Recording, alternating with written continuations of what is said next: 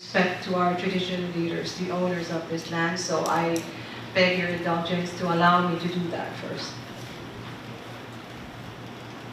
Yet Willianti, Gage Queen Watch, Mowe, Wia, Arch, Jungan, Gayquini, oh wow, Bang Presana Jai Gorge.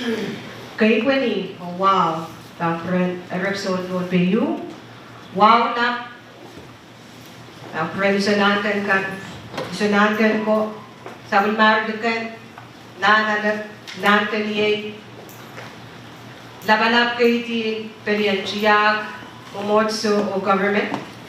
Our respect to our friends from World Bank, Asian Development Bank, from the national government, state and municipal government, international organizations that are with us today, and most importantly, the Pohnpei Women Council representative. Thank you all for being here today. Before proceeding, I would like to take this time and opportunity to please to ask the Vice President of the Pohnpei Women Council, Mrs. Maria Donren,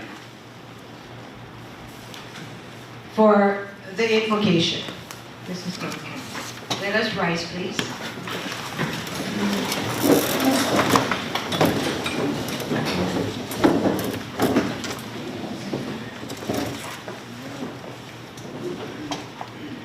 Kailangan ko may exam, pwede kisakisan more, magkongkat kiyakit, aramas. Iba pa John Willianti, pagkonsawad, kakisapon mo magkawit, and ngay sarawit. Kongkat kita, wajang kakta doang kinan, biyak kupur, tangkila malam kasang balen ranwats.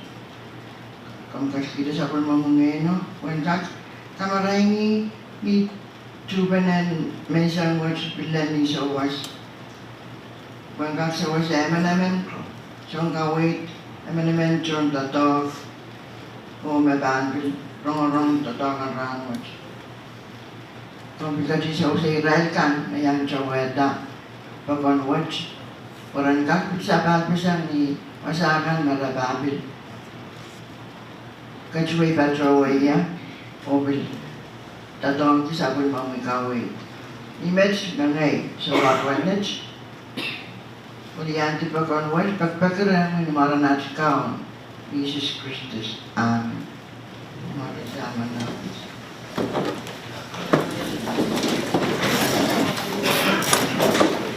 Anangan ni Merchant.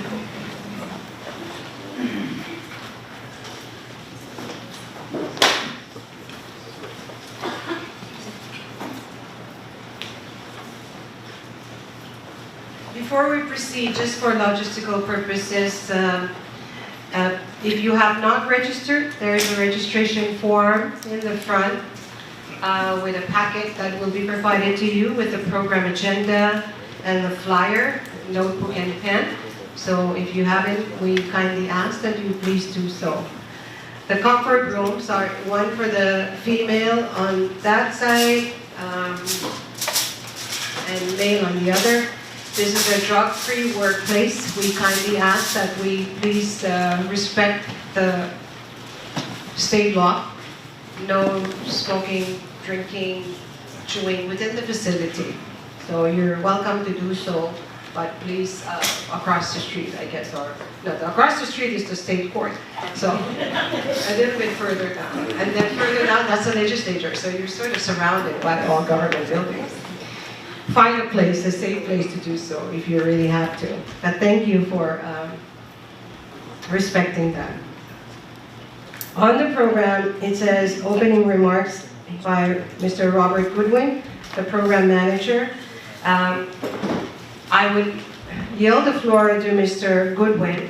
And after that, if possible, we'd like to do a short introduction, perhaps to go around. Would you like to do the opening first or the introduction? Let's do the introduction first. Thank you. Briefly, state your name, your organization, and there's over 40 of us. So, yeah, if you have you would like to also state what you're expectations are, we'll welcome that as well. So we start with our Vice President. IT, we have a mic somewhere. It's not working. Well, I think you can hear us probably well from the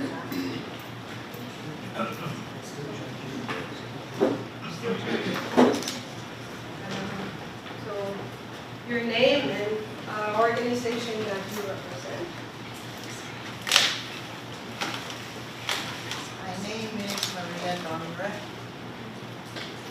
I am the Vice President of Pohnpei Women Council, and what I expect from this gathering is that I will listen and get all the important information about the World Bank. Thank you. Good morning, everyone. My name is Maybelline Bay. I am the Senior Country Officer for the FSM Department Bank.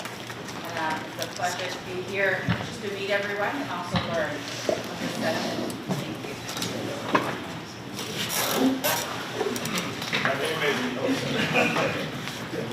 My name is Robert Goodwin. I am the Program Manager with TC&I. Good morning, everyone. My name is Sean Michaels. I'm a Senior Infrastructure Specialist with the World Bank, and I'm the Task Team Leader for the Federated States of Micronesia Maritime Investment Project, the PRIME Project, which is a prioritized roads investment and modernization enhancements project, and I'm the co-task team leader for the third project, which is another roads project called SCORE, Strategic Climate-Oriented Road Enhancements Project. So we've been working with the government for some time in the transport sector, now based in Singapore, and you'll be meeting a number of members of my team. And I'd just like to thank the Women's Council, the government, for inviting us here.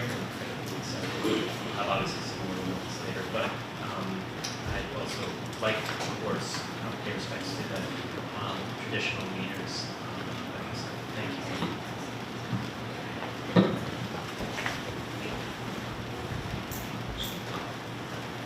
Good morning, everyone. My name is Craig Clark. I'm with the World Bank. I'm a social specialist working with the bank team on the Maritime Project and the two work projects. Good morning, everyone. I'm glad to be here today. My name is Anita Shrestha. I'm a transport specialist and task team leader for Strategic Climate-Oriented Road Enhancement Project, SCORE, and co-task team leader for PRIME. We're working with the World Bank team and Sankara and Robert. It's a pleasure to be here. Thank you. Good morning, everyone. My name is Jim Reichert. I'm a consultant with the World Bank working on some of the transport operations here in FSM. Pleasure to be here. Thank you. Hi, everyone. My name is Sam Johnson. Also, obviously, I'm at the World Bank. I'm a transport analyst. I've been working on 3 transport projects. It's good to be here.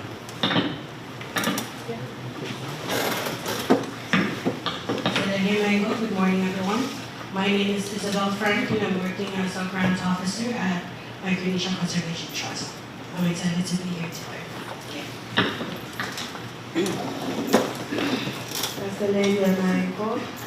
My name is Sanali Daniel.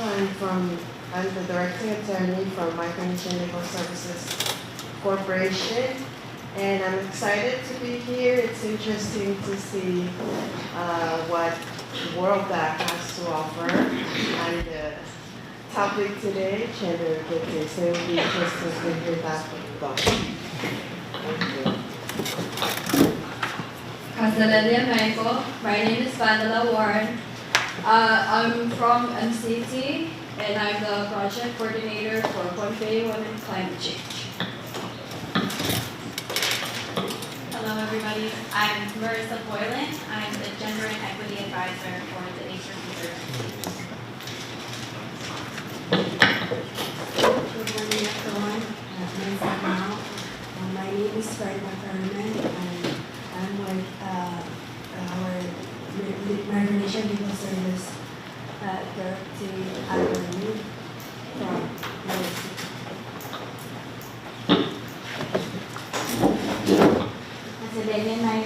My name is Servina Leben, and I work with Golden State Social Services as the Women Program Development Coordinator. And I'm really excited and happy to have the World Bank to that they're here to show or to have this seminar on what can they offer to women involved. Asalenia Michael, and good morning. I'm Cinderella Shelton, and I'm from the Social Workers.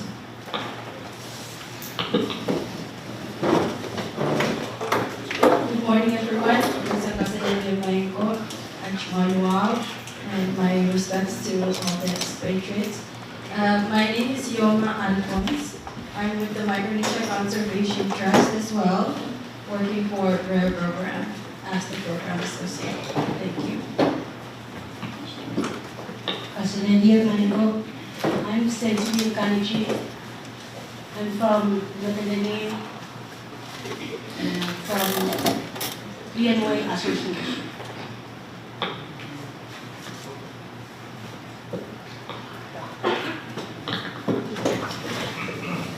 Asalenia Michael, I'm Chmanual Pharmacy and the Coach Nat Adult Medicine Advantage. Good morning, everyone. I'm Dr. Bernie Avelio Alfonso from the private sector representing Genesis Hospital. And I'm excited to be part of this and take away more about the gender equity and we enhance awareness on this matter. Thank you.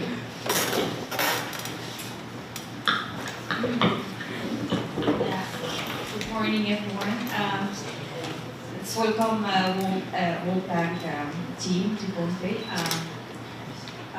My name is Michaela Simon. I'm from the Department of R&D, Commerce and Industries at the private sector. And it's really great to be here to understand the benefit that we will get or this team will offer us, especially women, that we can extend to our family.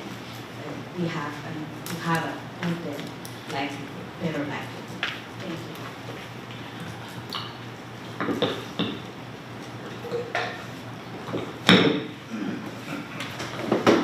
Asalenia Michael, good morning, everyone. My name is Ashley Kichicho. I'm from Public Safety.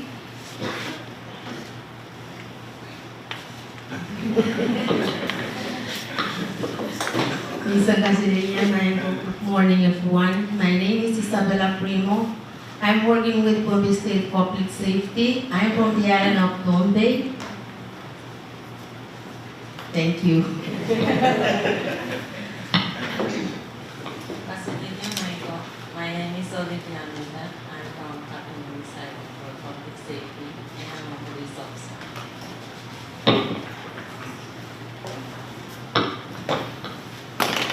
Good morning, everyone. My name is Amy Lenora. I'm from FSM TC&I, working with the World Bank funded Roads Project Primary School.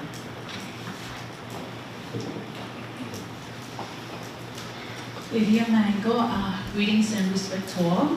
I'm Jocelyn Isigas, Pohnpei Girls Club President. Used to be working under PMU Chief Rich Ankara too. So I'm excited to see where this is going and finally I get to see who Anita is. So thank you all for coming and thank you. Asalenia Michael, my name is Mariana Periam. I'm here on behalf of many different organizations, but really I'm here on behalf of my community. I'm based in New Jersey. I'm based in Kuchiksto. And I'm here to learn exactly gender equity and how I can take it back to my community. Asalenia Michael. Many thanks to our Heavenly Father for His love and gift of life to each and every one of us today. I'm Caroline Adolph from FSM Telecommunications on their ADP project, Sustainable Road Infrastructure Investment, and I'm the Financial Management Specialist. Thank you.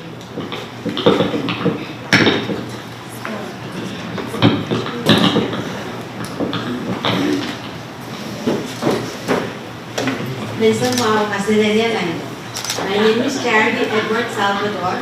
I'm from FSM TC&I. I am currently the project manager for Election District 3 CFSM funded projects, and I am also excited to be here as well. Thank you.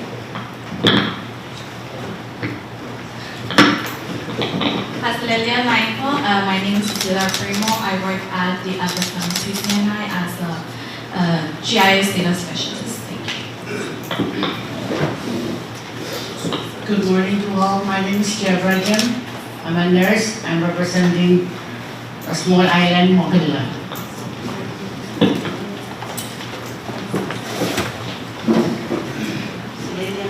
My name is Paulina Frederick. I'm from Pohnpei, Ukraine.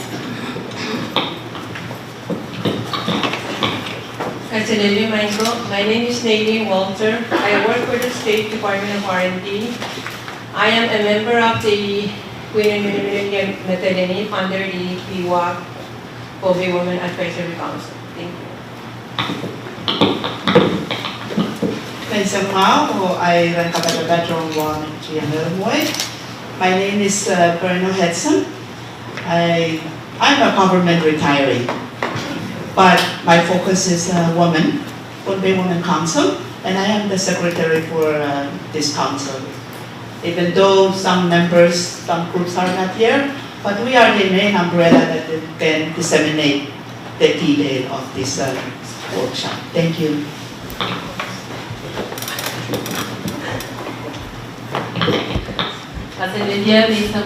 My name is Caroline Santos. I'm representing the Pohnpei State Legislature.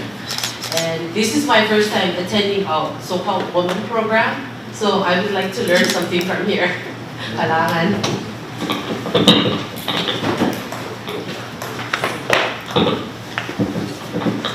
Good morning everyone. Jeff Rubis, working with the Maritime Investment Project. Thank you. Hastalelia Naiko. My name is Wilmer Vilmete. I'm working with the Department of Finance and Administration under a unit that's established to support all the World Bank projects. Excited to be here. Good morning everyone, Steve Lindsay. I work with Wilmer actually at the DOFA and I'm the CIU Safeguard Advisor for all our projects. Thank you. That's right. Mr. Mao. Good morning, I'm Sonia Perez. I'm actually from Boracay, but been in Pohnpei for a long while. So it's a great pleasure to see all these beautiful things here. Thank you. Good morning, everyone. My name is Amy Mackenzie. I work for the FSM TC&I and the Program Management. Hi, good morning everyone. My name is Shankara Lessi. I'm a contract specialist in PMU.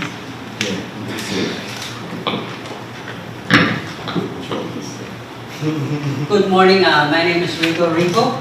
Yeah, I know it sounds weird. I'm the project assistant for Roads PIU, which is undertake the Prime project and the Sport project. Thank you. Oh, the expectation, I forgot the last part. I just want to see more women in the infrastructure industry.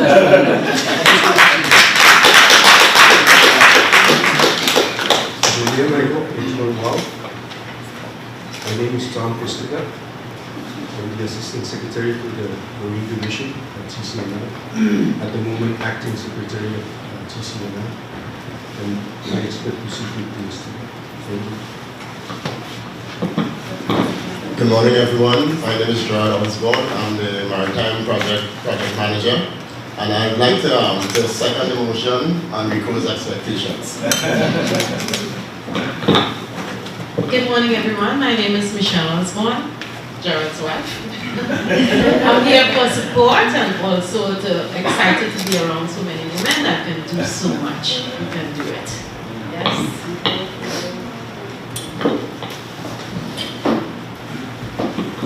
As a radio manager, more in the one to national training, in a Russia,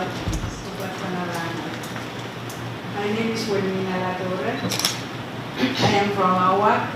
I'm representing President Vegetarian from Awa. Thank you.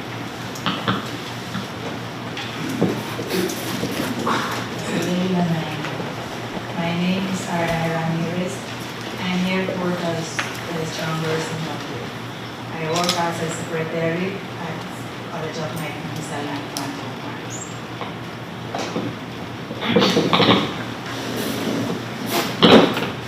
As a media like natural walk at Japan, my name is Tarena Pimbede. I'm just the same as this woman.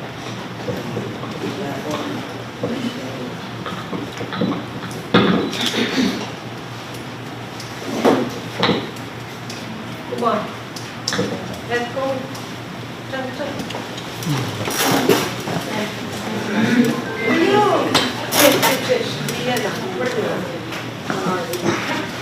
Good morning, everyone. Respect to all.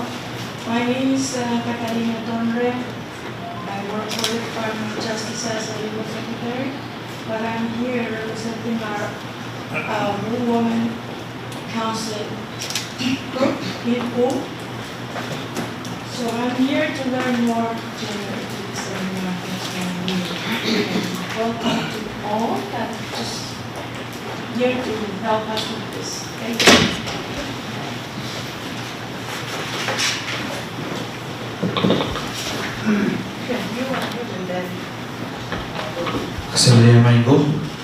Good morning, everyone. My name is Kenneth Edmond. Sorry for walking. I work with PMU. Let me pass the mic to this guy. My name is Jason Ernest and I'm representing V6AH. Thank you. Thank you, and I guess that leaves me, and my name is Emiliana Mashashi Carl. Like many of us, we wear many hats. I am currently the president of the Pohnpei Women Council. Been with NGOs for many, many years, and that's my passion. My work, government job, I work for the FSM Supreme Court as the Director of Court Administration. So again, joining all the women here, we'd like to welcome each and every one of you. On behalf of the Pohnpei Women Council, I'd like to say that we are indeed very honored and very privileged to be selected to be a partner and working in close collaboration with World Bank and ADB. We have done many workshops in the past on gender equality.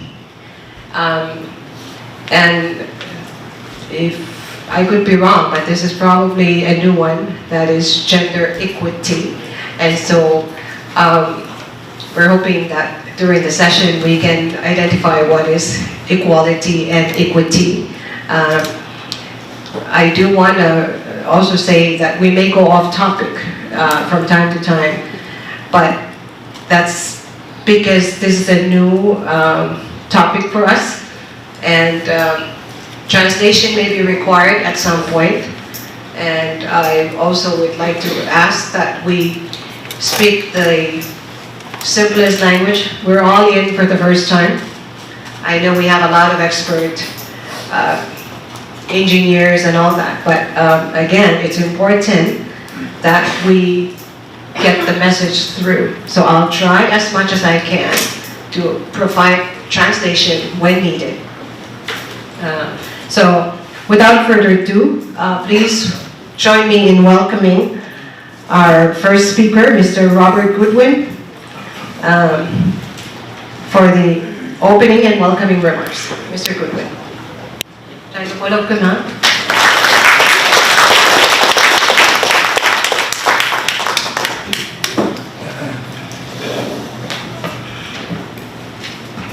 Thank you very much, Emmy. I don't really have much to say because I think Aileen Loyola, being so efficient, she prepared my talking points more than a month ago, I think. And me being not very efficient, I couldn't find them this morning. So I'm sorry that, you know, I really lost them, and all the nice things she wrote for me to say, I just have to speak from my head. Let me say that I am, of course, speaking on behalf of Secretary Carl Appis of TC&I, who unfortunately is traveling, I believe, and returning, I think, on Monday. And of course, our acting secretary, Thomas Kostika, who is here with us and who kindly gave me permission to speak. So first, my respects, of course, to the Women's Council, Pohnpei Women's Council. And as I looked around, I was trying to remember where in my long experience have I ever attended a seminar where there were more women than men. It was very, very, very reassuring to see so many of you present. I know that the attraction is not so much DTC&I, it's a group over there, the World Bank, because they are the money people. And we're all attracted to where the money is, so, you know. But anyway, let me also acknowledge that the World Bank, one of our very important development partners as we move forward in our program to improve infrastructure in the FSM. Also acknowledge the Asian Development Bank, who the representative Maybelline, who is also here. I would also like to turn Rico's motion about more women employed in the, and I believe that this gender equity, I think we agree that it's equity and not equality, gender equity seminar, I think one of the aims is to see exactly how can we get more women involved. But I think that I'm also reassured as I look around, because I think DTC&I, certainly we're doing a lot, and I would say almost that we're leading the way. Jocelyn, you left us at the wrong time. Now we have Caroline Sender, who just joined us. She's the finance specialist on the ADB Road program. Of course, we have those two ladies behind their charity and our GIS specialist. Wow. You know, I was so, when we interviewed you, I was so happy that we're actually getting a woman as a GIS specialist. Normally, it's one of those traditional fields where men with all the technology and all that tend to dominate. And then we have Aileen McKenzie, of course, who's the real boss of the PMU, not me. And she keeps us going. As I said, Aileen Loyola, who, as I said, wrote my speech, which I can't find. Sonia, who's actually the coordinator of the Gender Equity Program and doing an excellent job. And who are the other ladies in DTC&I? Where are they? I'm sure there's some more. Oh, sorry, Herculine, no. How could I forget you? Maybe because your back is to me. Yeah, Herculine also joined us a couple of months now, I think, as the executive. She took over from Jocelyn, who abandoned us. But then, you know, and I think Jocelyn's story reflects, you know, the challenges that women face in terms of having to take care of their kids and so on, and she had to go to Guam, I think, to make sure that her daughters were settled in at the university. I myself, I'm an engineer, and I've been involved in infrastructure programs throughout the world, I can say, working in the Caribbean, in the Middle East, in Iraq. A lot of my life I've spent in Africa, and also here in the Pacific. And I always reflect that, you know, as I look at infrastructure and the real work that I'm supposed to be doing, I see how women are the ones that suffer when infrastructure is poor. You know, no pipe water, no electricity, flooded roads and the kids can't get to school, the hospitals are in bad shape, women, you know, have to deliver babies and all that. And yet still, even though it is the women who suffer from poor infrastructure, they're not so much involved in decision making. And also in the operational, the management, the engineering and so on. It's all dominated by the Shankaras of the world, Shankara, men in other words, and the Gerards, of course, Gerard Osborne, and even myself. Sean, you're an engineer too, right? Anyway, but I know you have some social specialists, and by the way, I should have acknowledged Anita, another very important lady here, who is the task team leader for one of the World Bank projects. I think that with time, you're probably like us, you learn about all the acronyms, the prime and the scores and the FSMIPs and so on. They mean something, but I have to compliment the World Bank, by the way, for being very creative when it comes to acronyms. And these are all the infrastructure projects that we are doing. So it's very, as we said, as I started saying, very important that women, I think, take a more prominent role. We're happy to see. I think there's one woman now in the FSM Congress, and in the Pohnpei State Legislature, there are 3. Wow, okay. So we're getting there. We're getting there. And but as I said, decision making about infrastructure, often by men, the engineering, the designs, and so on. We struggle at DTC&I to find, we've been trying to get architects and so on for a long time now. But we're opening out, and as I said, I think we are making progress just by the number of ladies here today who are actually working with DTC&I. It is one of the objectives of these World Bank projects. I think maybe Sean may say a little bit more, where we are trying to promote more employment opportunities for women in the transportation sector. And Tom, our acting secretary, I think he told me once that you're trying to renovate the ships so that women can actually work on the ships. I think you mentioned that. I hope you're actually doing it. All right, thumbs up. Okay, we got the cruise. I mean, DTC&I, of course, in addition to coordinating the infrastructure program, we actually run a shipping service that I think is well known, and Tom is actually head of the Marine Division, which manages, and the crew right now are all men, right? Yes, but I think he's going to correct that soon, right? Yeah, but of course he has to create special facilities, toilets, and sanitation, sleeping facilities, and so on, to make them more sort of able to accommodate women. So we're getting there. We're DTC&I. We're trying our best, and I compliment Shankara, who's the one, the brains, I think, behind this seminar, and who's the driving force behind the work we're doing. And again, acknowledging again Sonia for really, taking the lead also in terms of getting this gender equity program moving.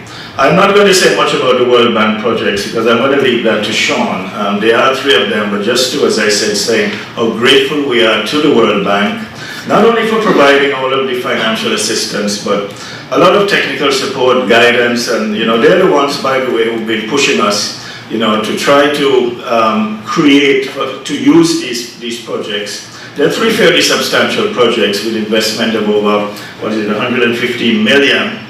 And there are, of course, with all that money and so on and all that technical support, there are a lot of things we can do, and trying to address the imbalance, women not being involved too much, not as we look around, DTC&I still a long way to go in terms of more women employed there. Within the transportation sector as a whole, even driver's licensing, I think we found that so many more men than women actually have driver's licensing. Why it is that there are not more women involved and so on. There are a lot of opportunities within the construction sector. We believe that over the next 5 years we can see a huge boost in the construction sector with all the investment coming from the World Bank, the ADB, the Compact, and so on. There are many opportunities, surveyors, technicians, electricians. Even on the construction site, we would love to see more women working the skilled trades, carpenters, masons, electricians, mechanics, and so on. Why it is that it's just men? So these are some of the questions that we have to answer. And I know that we're going to go back, Shankara and others would acknowledge, to the educational system, the emphasis on maths and science and all that, the STEM, I think you call it, right, Shankara? That's another acronym.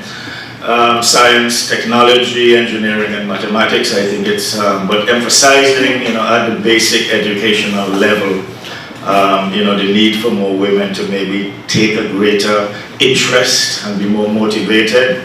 I'm trying to encourage Jocelyn, encourage your daughters, Jocelyn, to go into engineering. Anyway, I'll stop here because, as I said, I know that the main attraction here is the World Bank, the stars, and I'm going to just stop here to allow the World Bank, Sean, I guess you will introduce Sean as the next speaker. So let me say that very happy to see so many of you here. And I am certainly myself looking forward to joining the discussions as we get forward. So thank you all very much. Thank you.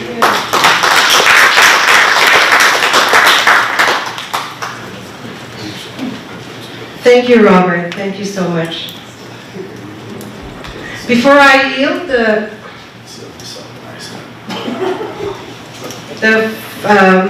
floor to our next speaker, Mr. Sean Michael, perhaps it's proper that I give a brief background on who is Pohnpei Women Council.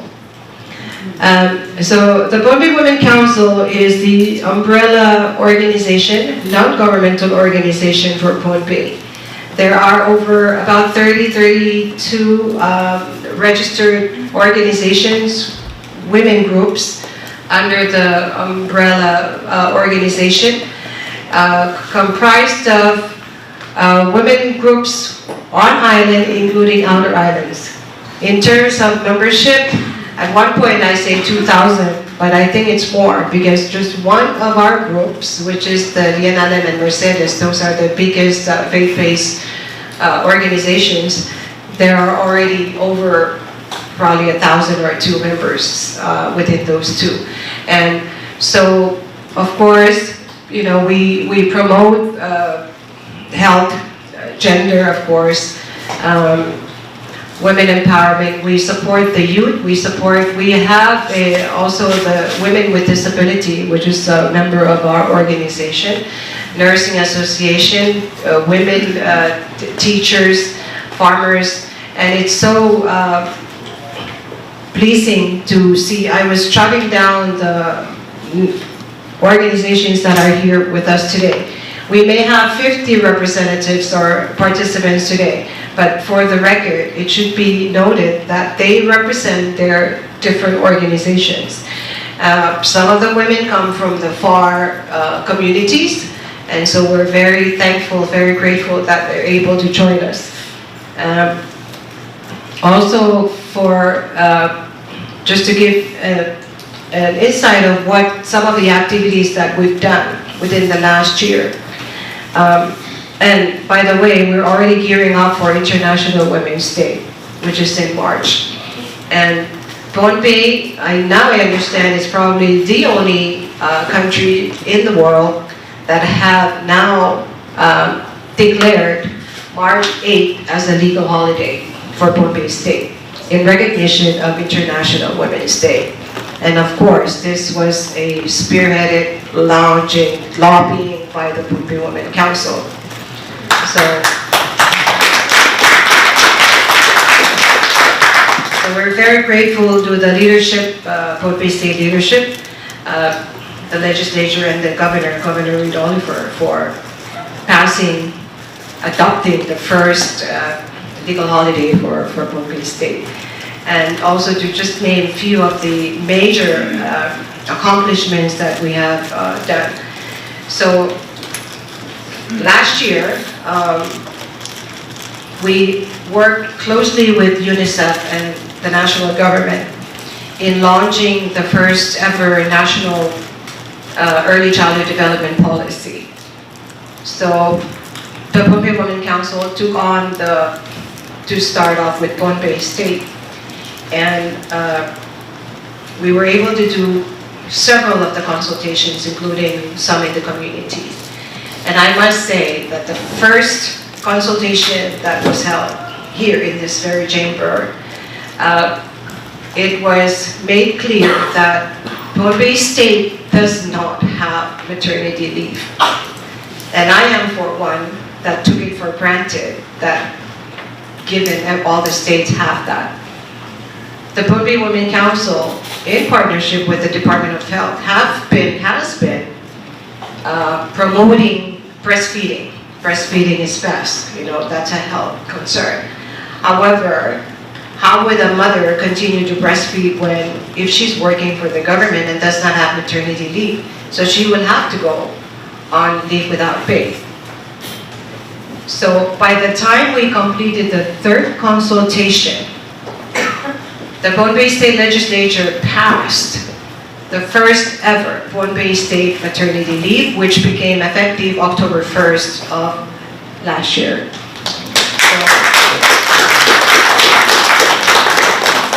It may seem like these are just maybe two isolated incidents, but this is huge because it has great impact to not just the mother, but the entire family, the community, and the state as a whole. So for me, this is major accomplishment. It was by team effort. It was talking about women power, yes. So that was with support of our legislature, our leadership, Pohnpei State leadership, and of course, you know, without the blessings of our traditional leaders, none of this would have been possible. I have to emphasize that because for Pohnpei Women Council, we are under the guidance of our traditional women. In every project we do, of course, we have to get the blessings of our traditional leaders. We believe that any project that you endure without the blessings of the traditional leaders is destined to fail. So therefore, it was important. Any project that we do that will involve the community, the people, it's important that we have that feeling that it is ours. We own it. And so that has been the approach of Pohnpei Women Council when we embark on any project, that we go to the community and we get their perspective, their views. So the maternity leave was one. You know, there are many others. I hear Robert talking about water, sanitation. Well, guess what? Part of the recommendation, the problems that were identified during that consultation meeting or workshop was that now we learned that safe water, the PUC water pipe, does not reach all the communities in Pohnpei. It ends at somewhere. The restrooms continues to be a major problem. And I think it's proper that I mention these because these are the technical experts that will be talking, working on infrastructure.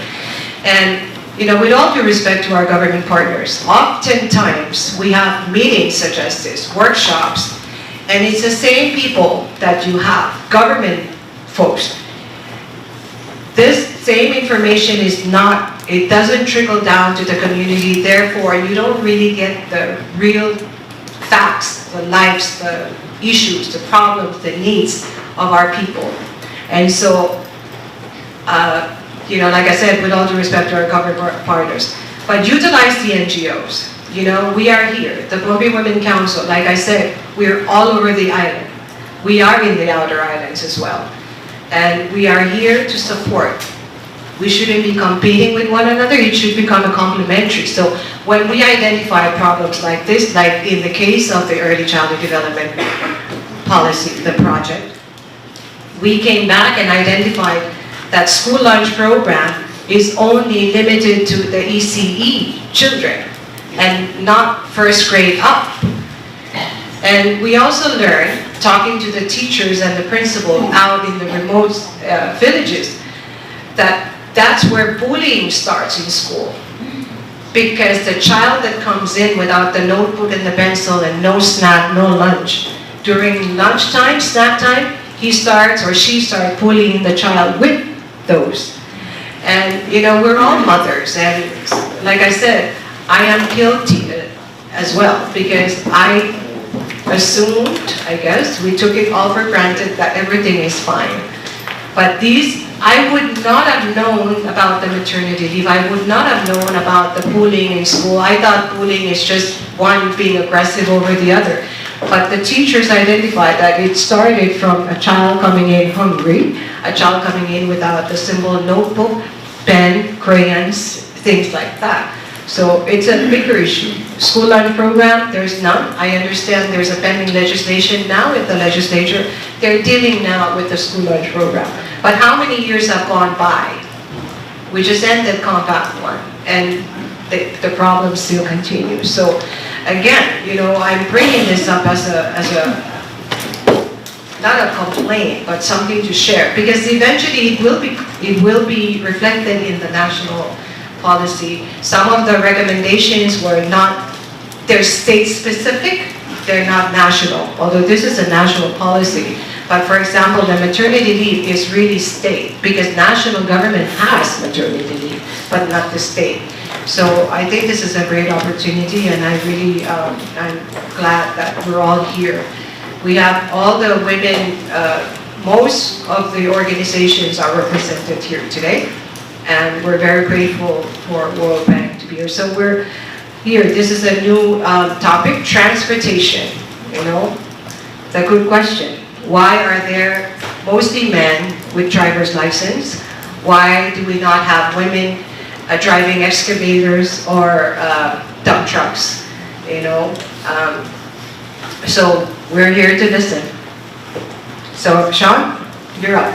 Thank you. Please welcome Mr. Sean Michael. You can introduce yourself. Thank you so much. Hi again, everyone. My name is Sean Michaels. I introduced myself again with the World Bank. I'm a senior infrastructure specialist based in Sydney, and I'm what we call the task team leader for 2 of the 3 projects. I used to be team leader for the other, handed it over to Anita, but I'm still supporting that as the co-lead. We're active across both modes of transport. But before I get into the details, once again, I'd like to pay my respects to the traditional leaders, Pohnpei of FSM, and thank the government so very much for organizing this session today. It's really an honor. It's an honor to be in the room with mostly so many women from various parts of the government, and presumably not just the public sector, I presume private sector people here as well. And of course, would like to pay my respects to the Pohnpei Women Council, PDB. Maybelline and I have known each other for a number of years now, back in RMI as well. We used to cross paths a lot there through some of our work. So again, let's start with that. But I know a lot of you don't know really probably don't have a very clear idea of what we're doing here. Maybe not even know too much about the World Bank. Obviously, we have twin goals. We try to combat poverty and promote shared prosperity throughout the world through our projects. We don't just provide financing, we're a partner throughout. We don't give money to the governments and walk away. We're a committed partner who stands by to build capacity and help implement the projects that we help the government prepare and help them implement. And in this case, we've got the 3. We can start with the maritime one. That acronym, when you say FSM, it's not as easy to remember as PRIME and SCORE, which are the roads ones, so we'll just say the maritime project. It was our first one, and it was our very first engagement in the transport sector in FSM. So we are a relatively new partner with FSM in the transport sector. Started coming here about, what, Jim, maybe 5-6 years ago? Yeah. And the project has just hit probably about, we're into, I would say, about 3.5 years, a year and a half left. So let's start with that. What's the objective of the project? What we're aiming to do is to help FSM improve the safety, security, efficiency, climate resilience of maritime infrastructure and operations in the country. So that's the overarching goal. The way we do that with many of our other projects is we give money for the typical stuff that you see on the ground, which is the works, which is the hard stuff, which is improving, your ports. Okay. So, making repairs that we're doing a lot of things. We're not building a new port, but in each of the 4 states, we're helping to upgrade, help the government better, let's say, maintain the the infrastructure, the equipment, but then also working with the people. And I think the element of the objective that's most relevant today is probably in terms of safety and security.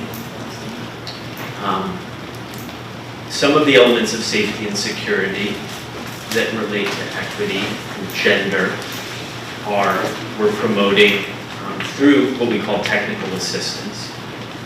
Those more equity in terms of employment, both at the port and technical positions, trying to encourage the government to create more opportunities for women through employment in the maritime sector. In addition to that, we also have activities that are related to helping to prevent and respond to gender-based violence, which of course women are often victims of, girls. And this work that we are doing is prevent that in the context of the projects, and to ensure that the projects don't contribute in that community way. Beyond just gender-based violence, we also are trying to help the government counter trafficking of persons.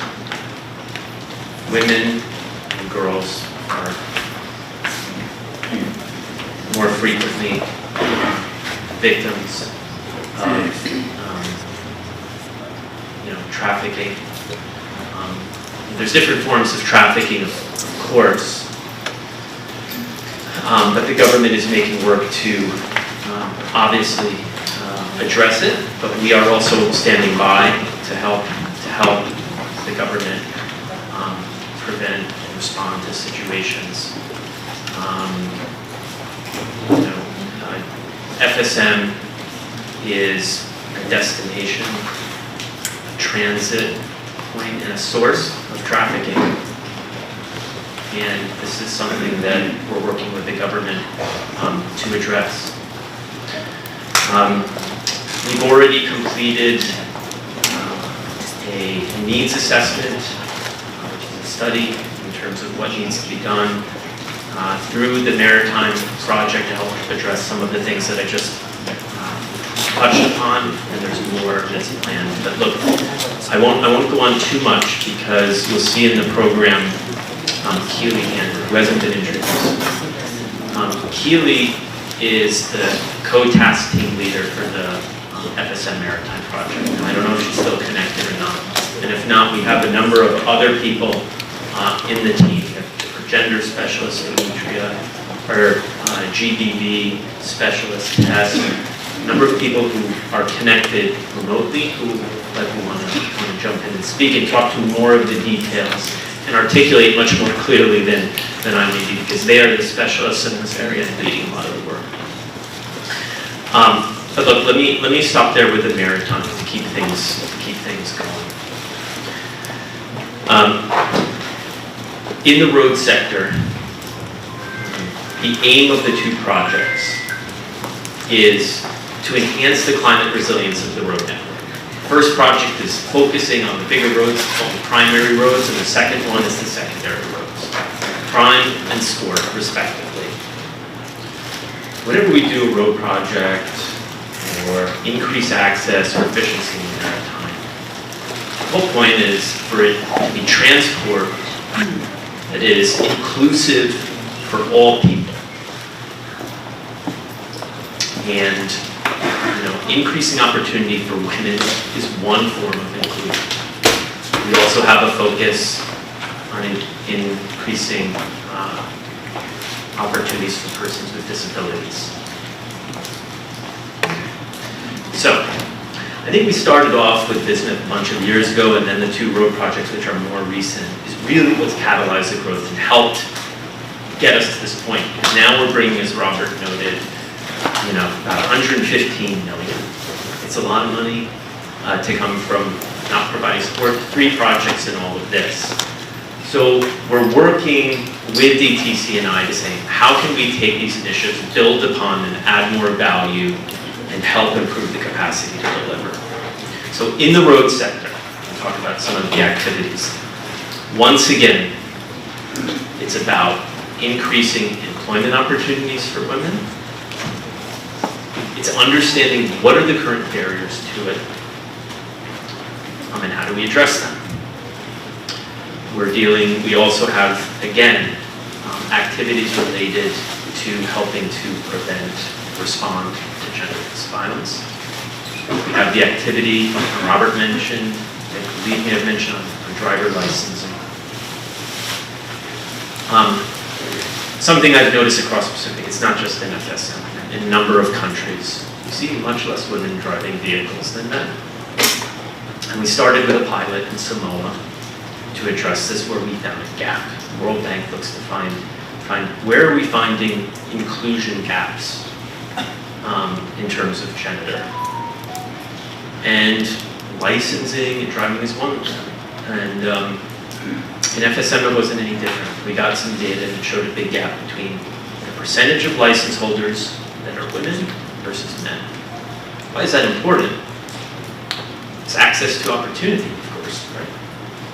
So, there's often two types. People have a license either for their personal reasons, or it could be a commercial style license, or maybe in FSM or the states they don't need a commercial one, it's one or the other. But either it's part of your job, it's part of your work, it enables you to carry out certain types of work. It doesn't just have to be driving a bus or a taxi or something like that. It's maybe bringing your produce to market and being able to enable you to deliver things more efficiently. So having that's important.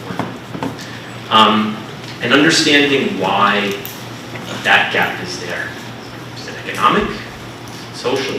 Is it cultural? It's often a mix. We don't know yet. We're not making any judgments at this point. But what we're starting before we get into pilots and address these things is, as the World Bank always does, we diagnose the issues with the government, we provide support, and then to get the experts and understand them. So there are studies that are starting that are looking into these things, surveys, beneficiary surveys. So not just about these particulars, but also the broader projects. It's very much about soliciting feedback from women's groups in the design of projects, the design of roads. This is what we do. We want to hear from the community. What's important to you? In other countries, we often hear from women, we want to protect our children. We want to ensure the roads are safe. Again, maybe things related to market economy. Again, opportunity, access, protection, whatever it may be. And then incorporating that into the design. It's very important. It's part of the project, particularly in the road sector. So that work is underway in terms of going out and procuring those types of consultancies to inform it. Because what we want to do is make sure that we diagnose the barriers, the potential issues, and then put together the best remedies to help the government address those challenges. There was, we have to thank DTCI and the PIU for alerting us and mentioning with great enthusiasm, a desire to strengthen opportunities in science, technology, engineering, and mathematics. Shankar has been a wonderful partner for us, in particular, taking a lead on a lot of this work. And I'd like to thank him and the whole team for all that they're doing in really trying to catalyze this. Why are there very few women in these fields? Again, it could be all those things I talked about with licensing. Does it come down to the barriers economically, socially, culturally? It starts often with education and ensuring that people are pursuing the fields to get technical positions. So when I say employment opportunities as well, you'll see in our projects we have what we call indicators to measure success. I don't know the exact numbers, but I can tell you it's not just about putting people in administrative positions. It's technical positions. Women are often underrepresented in higher level positions as well. So, but education is often where things start, and through the work in developing a long-term strategic vision for women to pursue careers in science, technology, engineering, and mathematics. We hope to, tackle what is a long-term, something that is, not an easy thing to address, but something that we are steadfastly committed to doing and working with you over time. The prime and score projects are longer. Prime is about it's a 7-year implementation period. Score is 6 years, but they both close around the same time. It's about 6 years from now. So we're here for a while. What's going to happen? We come here every, now that the COVID's over, we intend to be coming here regularly, but we also meet with the government on a fortnightly basis and help monitor the implementation progress of these activities, and we're going to continue to follow up. But a lot of what you've heard from me is about the things we're doing, and what's really important for all of our projects as well is citizen engagement. You can't get anywhere without the beneficiaries being involved. And that's why things like the beneficiary circle are incredibly important. We need to hear from people. We need to have forums like this, consultations with people on all forms of our project. You'll be hearing a little bit later about grievance redress mechanisms. We have our safeguards team here that will be talking a lot about that, as well as, of course, we have from the government within DOFA, the Central Implementation Unit, they've got their safeguards team here as well. But it's all about inclusion of the community, and we need to hear from you to ensure that the objectives are going to be met for the project and the beneficiaries are happy.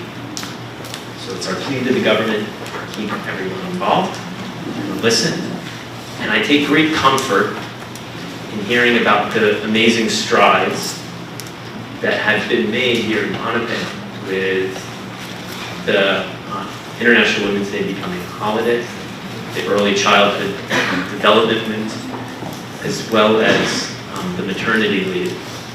It's exciting because it shows us that there is a commitment from the government to move things forward. I think it speaks very well to what is trying to be achieved through these projects and the government's commitment today. To see this much attendance, it's very, very heartwarming. We're very much looking forward to hearing from you over the course of today in the workshop. Let me stop there, if I may ask if the government has the connection ready for some of my team that they want to make. I know Keely was I see on the program. I don't know if any of them wanted to add some remarks. Or that's working technically. Thanks. Thank you. Thank you.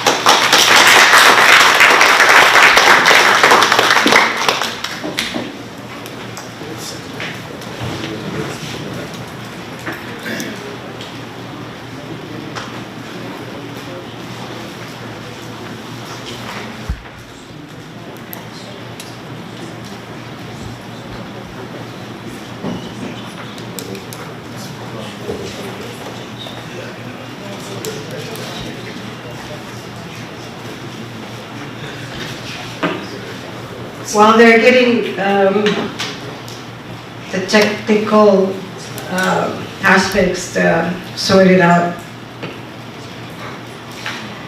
let's again give Mr. Sean Michael a big round of applause. And I would like to ask if, to our ROPEC team, at what point would you entertain questions, comments from the participants? Anytime. Anytime? Anytime. Okay, so perhaps this would be a great time, and I'm told that we also would like to have a photo taken. So perhaps maybe at this time I can open Mamiya Peita kay Nawan. I so wow much.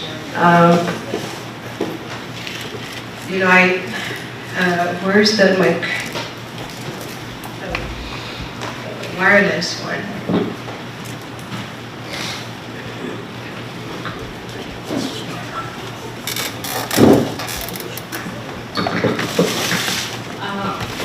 Thank you for the opportunity to ask questions. Thank you very much. I'm very overwhelmed by all these projects that you can provide for the state and FSM, of course. And my question here is, how can we access to this assistance that you will be providing for FSM? Because I understand most of the projects, I mean, project funding comes to FSM. They don't want to throw the state at the level where it should be established or implemented. So my question here is, how can we access to this assistance? I think that's something that we should. Yeah.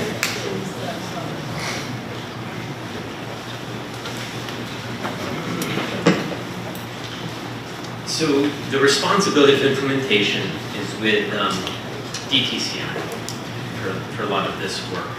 And I would suggest in terms of access, of course, to turn to them. But in terms of generally how things work, right?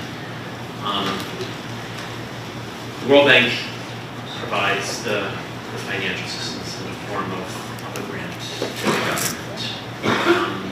It's not something then that, if you're wondering how the money flows, it's to the government, the programs start, and then it's up to the government to figure out how to initiate it and reach out to the relevant people. So let's take, for example,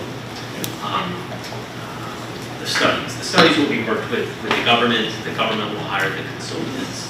The consultants then will have to work with the government to identify who are the stakeholders, the relevant stakeholders to reach out to. In this case, we're dealing projects, we're touching on all of the states. So DTC&I, the PIU, will reach out to women's groups, for example, and say, we need to talk about help the consultant who's doing the beneficiary survey so that you can help inform the study. That's in terms of studies. You may be wondering more about the employment opportunities. Well, first, there's a couple of things that I think need to be figured out and addressed, which is, again, what are some of the things? There will be opportunities that come along already before any studies can be done, before maybe particular HR reviews to figure out how we attract women. I think there needs to be more done in terms of advertising and reaching out to them. So there will be opportunities there. There is the idea that there is obviously recognition that there needs to be equity in positions. So it's a matter of maintaining that commitment and when positions are posted for the government to ensure that women have equitable access to apply for positions. That's one thing. In terms of licensing, for example, how will that work? One thing that we've encouraged the government is it requires a marketing. For more women to get licenses, it needs to get out there and encourage, raise awareness why they need a driver's license, why it would be helpful. It may not even be because people need to drive. Driver's license also provides necessary forms of identification, access to credit, things like that. So what we're doing to help provide opportunities, we encourage the government to say, please commit to waiving the license fee for the first number of women who sign up. It's going to be a bit of marketing, it's a bit of an incentive to figure out what those issues are and helping to drive that and further reach out by doing it. So radio, traditional forms of advertising, whether things are posted on just government websites, maybe to LinkedIn, things like that. Those are some of the ways that these things can be done. And we'd encourage, through that, we need to rely on the government. What are the best channels? And hearing from you, how do you get information best? Do you rely on radio? Do you rely on TV? Do people have access to the internet to search for employment opportunities? These are things that we're going to be studying and also relying on over the medium term to further increase access to that. I hope that answers your question. Yes, thank you. Thank you. Another question. Let me just add to what Sean says, that in terms of the actual rollout of the program, It will be done primarily through the Pohnpei Women's Council in partnership with ENI. So as it rolls out and it becomes more and more real, more and more tangible, you will find more communication starting to come through Pohnpei Women's Council and officially through government agencies to interact with you all. But as it stands now, yes, it's employment opportunities, training opportunities, licensing programs and so on, which we're going to get into the presentation. We want in this seminar to, because we've done a couple of seminars before, and what we found is that many times when we do too much presenting, it's a lot of us talking to you but not listening. So we wanted, just from the first, because we're going to have the presentation and for your opportunity to respond to all the presentation, just an opportunity, just on what you heard so far, to have preliminary questions and so on. So hopefully that answers the first question, and we invite more questions based on what has been spoken about so far. Dr. O'Connor, David has a question. Just as a note, do not get overwhelmed by all the technical information that we're hearing. We're all in it for the first time. This is the first meeting, workshop. There will be more. Jot your notes down if you don't feel like asking it now. Pohnpei Women Council will have a follow-up meeting immediately after this, after lunch, where we can have a even more informal dialogue on this. So for those MNSC and DNC and our, the health practitioner, please be around, available, avail yourself so that we can assist our sisters to ensure that the message, again, is being carried through. But do not get overwhelmed. I am sitting here jotting notes as much as I can. So Dr. Avila, you have a question. Thank you, Pohnpei. Thank you, Sean. I am overwhelmed. Just into the early stages of the discussion, and I'm kind of lost. Trying to figure out, when you talk about funding, you talk about projects, you talk about accessibility, and we have the gender equity. Is World Bank trying to work with our national government to fund projects that are going to be forced through the women organization, or is this something that's going to go to different government entities to implement several programs that will benefit the women or the whole community? So I think it's maybe just the flow of funds and where it's going and who's going to be in charge and who's going to be accountable, and whether World Bank is going to be has a role in approving or the final say on who gets, or the recipient where it's actually targeted for actually gets it instead of being used up somewhere else. That's my question. Thank you. No, it's a very good question, and it's, I'll try to simplify it as easy as I can, but I know it gets complex getting implementation arrangements between donor agencies and governments. But when anytime we prepare and implement a project, what we often work with is finance, so we call the executing agency, the coordinating agency, and we deal with them. But then we have an implementing agency. What is that? That's usually the one that's taking the technical lead in carrying out the project. There are a couple of implementing agencies for our projects, but I don't want to overcomplicate things. So I'll just say TC&I is really the implementing agency when we look at the projects. It's really the coordinating agency for all the things that we've discussed. So they have the responsibility. They are technically accountable for these programs from the World Bank perspective as the implementing agency. They manage the contracts, and they have the fiduciary responsibility in terms of, as the contract manager, they're in charge of contract management. And when I say fiduciary responsibility, it goes a little bit beyond. We have financial management, which is largely carried out by finance. Then there's matters of procurement. And it is a government, a lot of these responsibilities are kind of shared, coordinated between both finance and the implementing agency. But it's really there where it starts. In any project, it often relies on interagency support. Or it may not be at a federal level, it may be with state entities. In this case, with the nature of the projects, states have an incredibly important role to play. So legally, what we have is implementation agreements between the federal government and the states.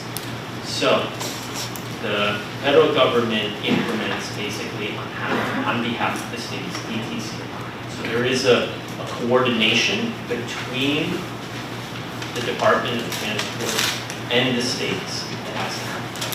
We have a whole bunch of mechanisms that oversee it. We don't sit there and like weigh in on when it comes to who's going to get a job or not, for example. We won't be doing that, right? So some of you are like, how do I know with this and that? We won't be looking at getting that into the details, but what we will be doing is helping to, like I said, prepare the structure, the study, getting into that. It won't get into that level of micro, like if we're talking about individual jobs, what was the HR decision doing this and that. So just for some of you who may be thinking about that element. But when it comes to, for example, the hiring of a consulting firm that's going to do the study to understand where the barriers are. We are more involved in something like that, for example.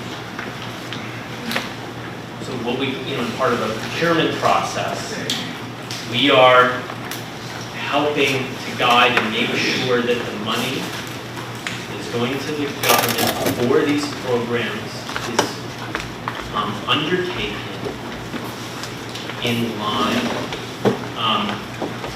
with the intended purposes. So if there's a selection of firms going out and for an individual or a firm to do a study, the government will come to us and we will look at evaluations at that level, maybe if needed, or we will help structure and advise on the terms of reference, providing templates, clearing it from a procurement standpoint, from a technical standpoint. The final evaluation may come to us and we may have to give in certain cases, a clearance of it for the selection of, are they the most qualified to make these recommendations or address these barriers or constraints. So that's one way of how we get involved technically and through oversight. How else? Once the studies are being undertaken, there'll be different deliverables, outputs that come through. It has to come to us for a technical review. We may organize another meeting here where results of the strategic vision come out and say we need feedback. And maybe many of the same of us around the room to see what the experts said. And you agree upon it, and they have to take that feedback and maybe refine that vision for what the people in the state, community, locally, nationally want. So there's a couple of ways there where we do it. When it comes to fiduciary responsibilities, our financial management people, our accountants, our finance people will oversee, or we get, audited reports once a year.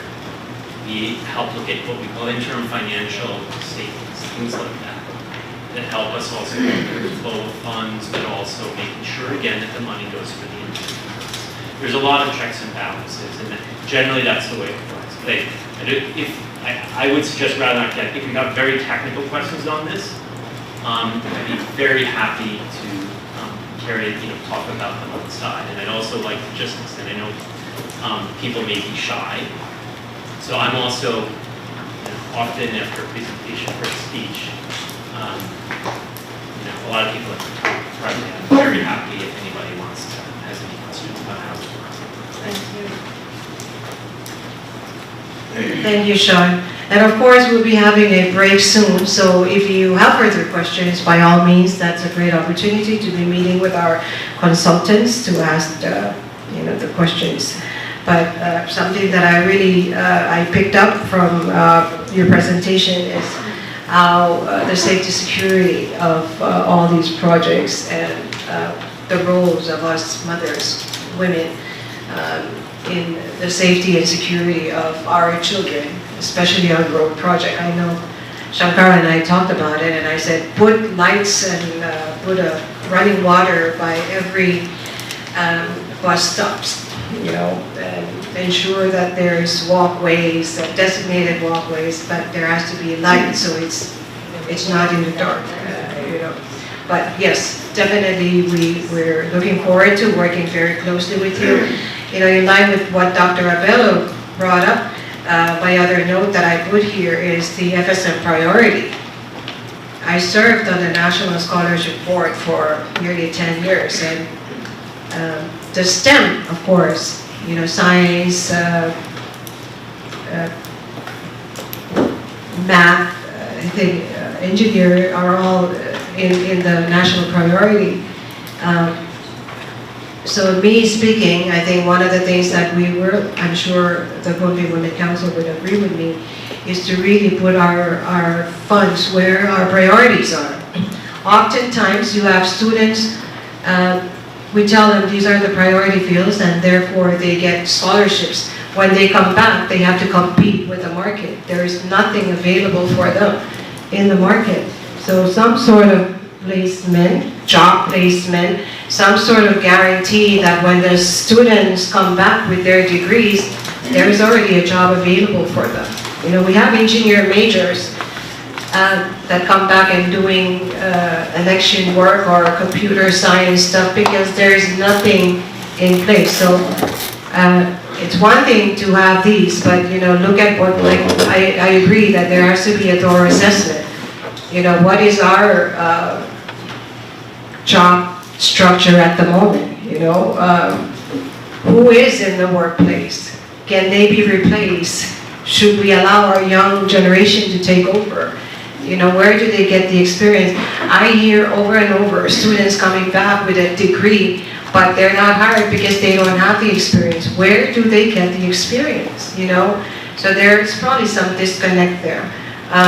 So it's very important. I agree with the priorities that it should be there. However, if there's some say of the World Bank and ADB to put some emphasis on how these students are awarded scholarship, perhaps rather than just paying for the tuition and fees, give them the full scholarship, give them including the housing allowances, pay for the 110% of the cost so that that student will not have to be taking part-time work, finding a job in order to survive out there. We don't pay in-state tuition. I don't know how many times I have met with some leaders, even in Hawaii when I was there. I said, we used, FSM citizens used to pay the in-state tuition in Honolulu, in Hawaii, not anymore.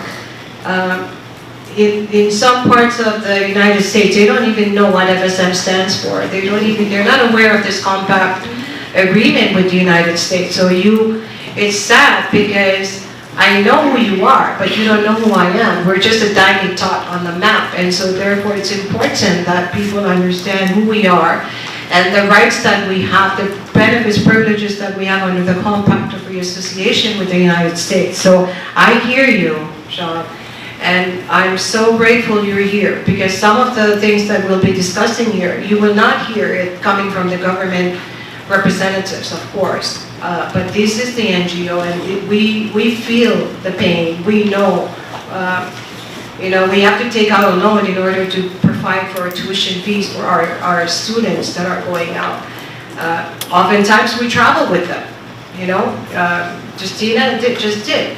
And we have to take especially when it's your daughter, you travel to them, make sure that they're well settled and, have a safe place and all this, and then continue to get a loan and pay a loan in order to make sure that she or he graduates.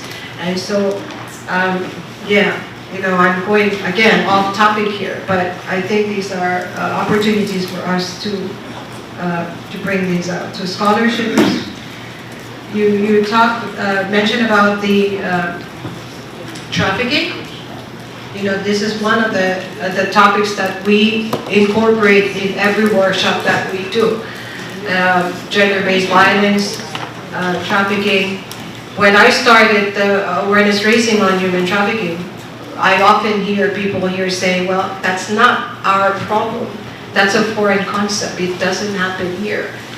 But the statistics that we have, I can speak on behalf of the statistics that we have at the National Court, FSM Supreme Court. 100% of the victims of trafficking are FSM citizens. 100% of the victims are minors. 95% of the defendants, perpetrators are FSM citizens. They're known to the victims. We have parents, mother, father, priests, church leaders. So these are people that we entrust our children to. So it's an issue. You know, we can no longer look away and say, no, that's not an issue here. It's a foreign concept. It's happening here, and we are the perpetrators. And so, yes, this is an area that we really target. So safety, security, of course, you know, you keep repeating the elimination, you know, the gender-based violence. That is an issue that for the Pohnpei Women Council, we take that as one of our priorities. You would be glad to hear that, again, with the support of the Pohnpei Women Council, we were able to pass the Pohnpei Family Protection Act. So that was another one of the bills that was lobbied by the women. Human trafficking legislations, we have the Anti-Trafficking Persons Act at the national. Now all 4 states have their own as well. So it's a national as well as the state jurisdiction. We have all the anti-human trafficking legislation. Okay, so I've said enough. Why don't we have some lucky numbers, I guess.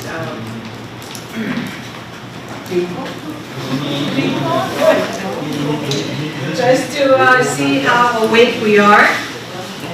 Thank you to those who contributed.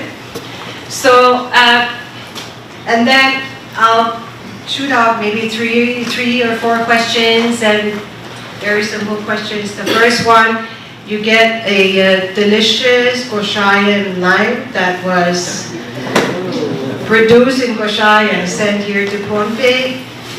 So who can name one of the projects that World Bank is currently working on? First one that raise your hand and jump up. One of the projects. Step. Prime project, is that correct? Yes. Yes. You get Goshayan line. What is the name of the first speaker for this morning? First name. Robert Goodwin. Vice President? Yes, you get one.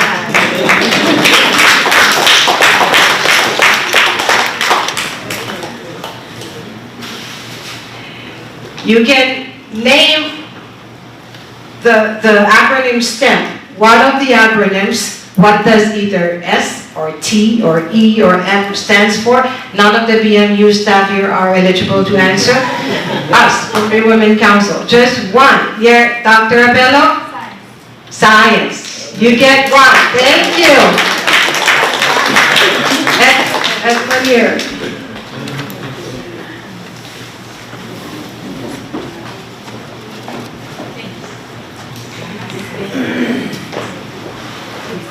And here's a question that none of our Pohnpei Women Council members are eligible to, are qualified to answer.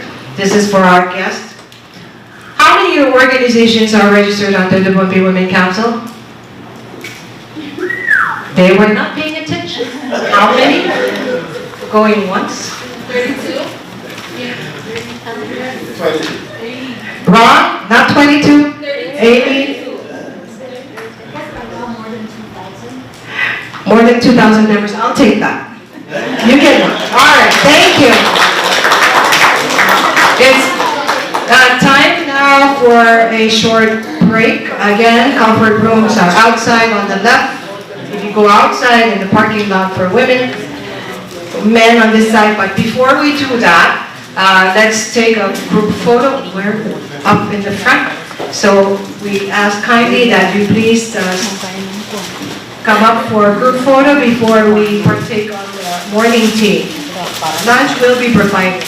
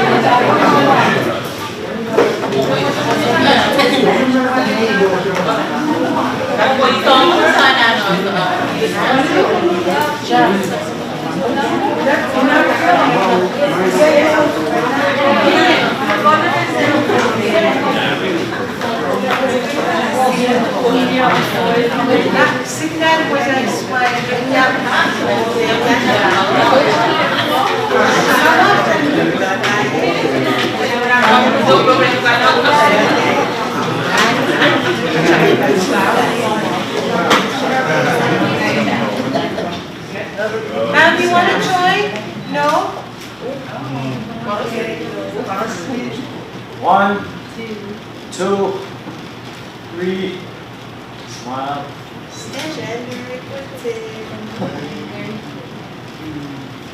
All right, that's about it.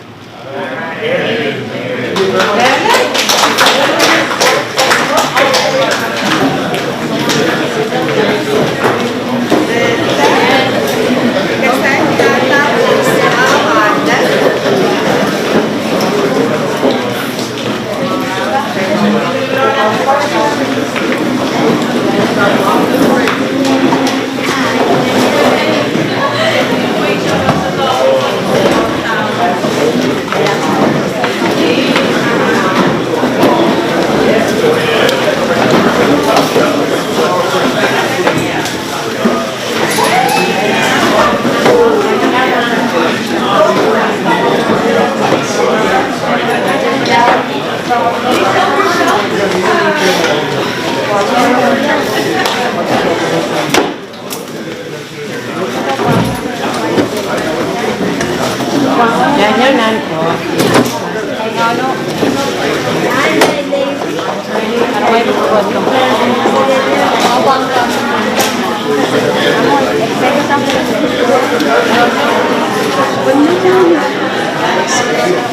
Yang mana So well. Yeah, you managed so well. Come on. You managed quite well. I got practice at the environment. They had 3 of these, and then everyone gets up with another. Yeah. Wow.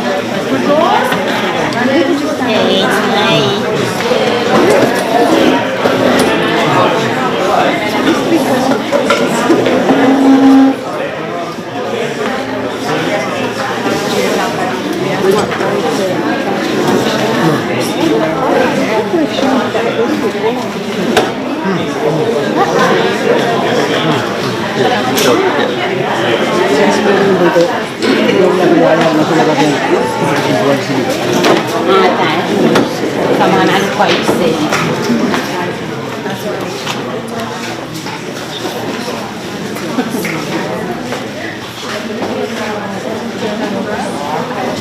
Guys, jadi kena dapat cawan ni.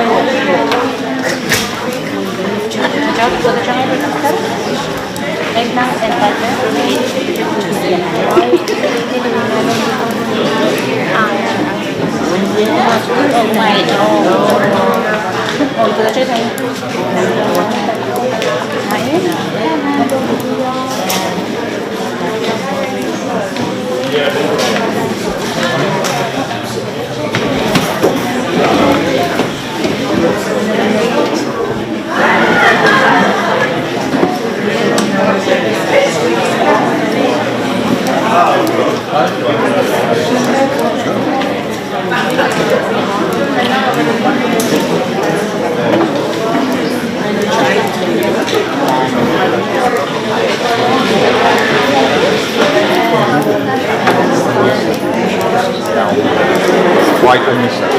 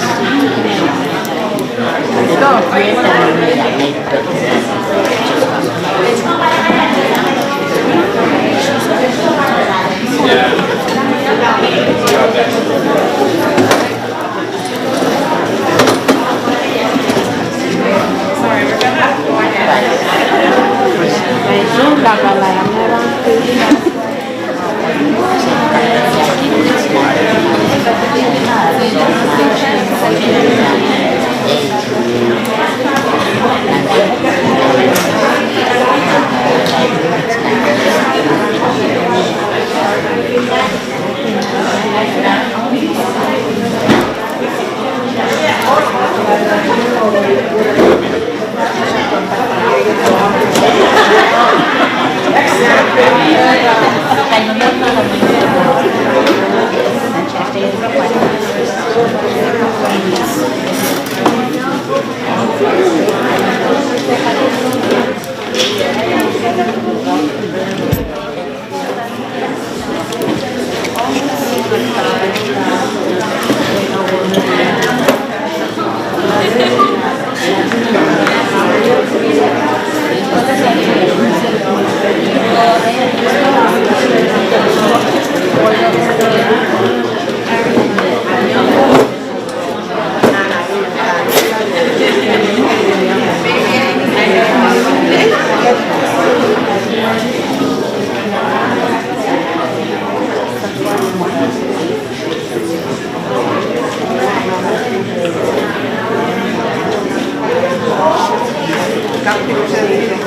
Congratulations.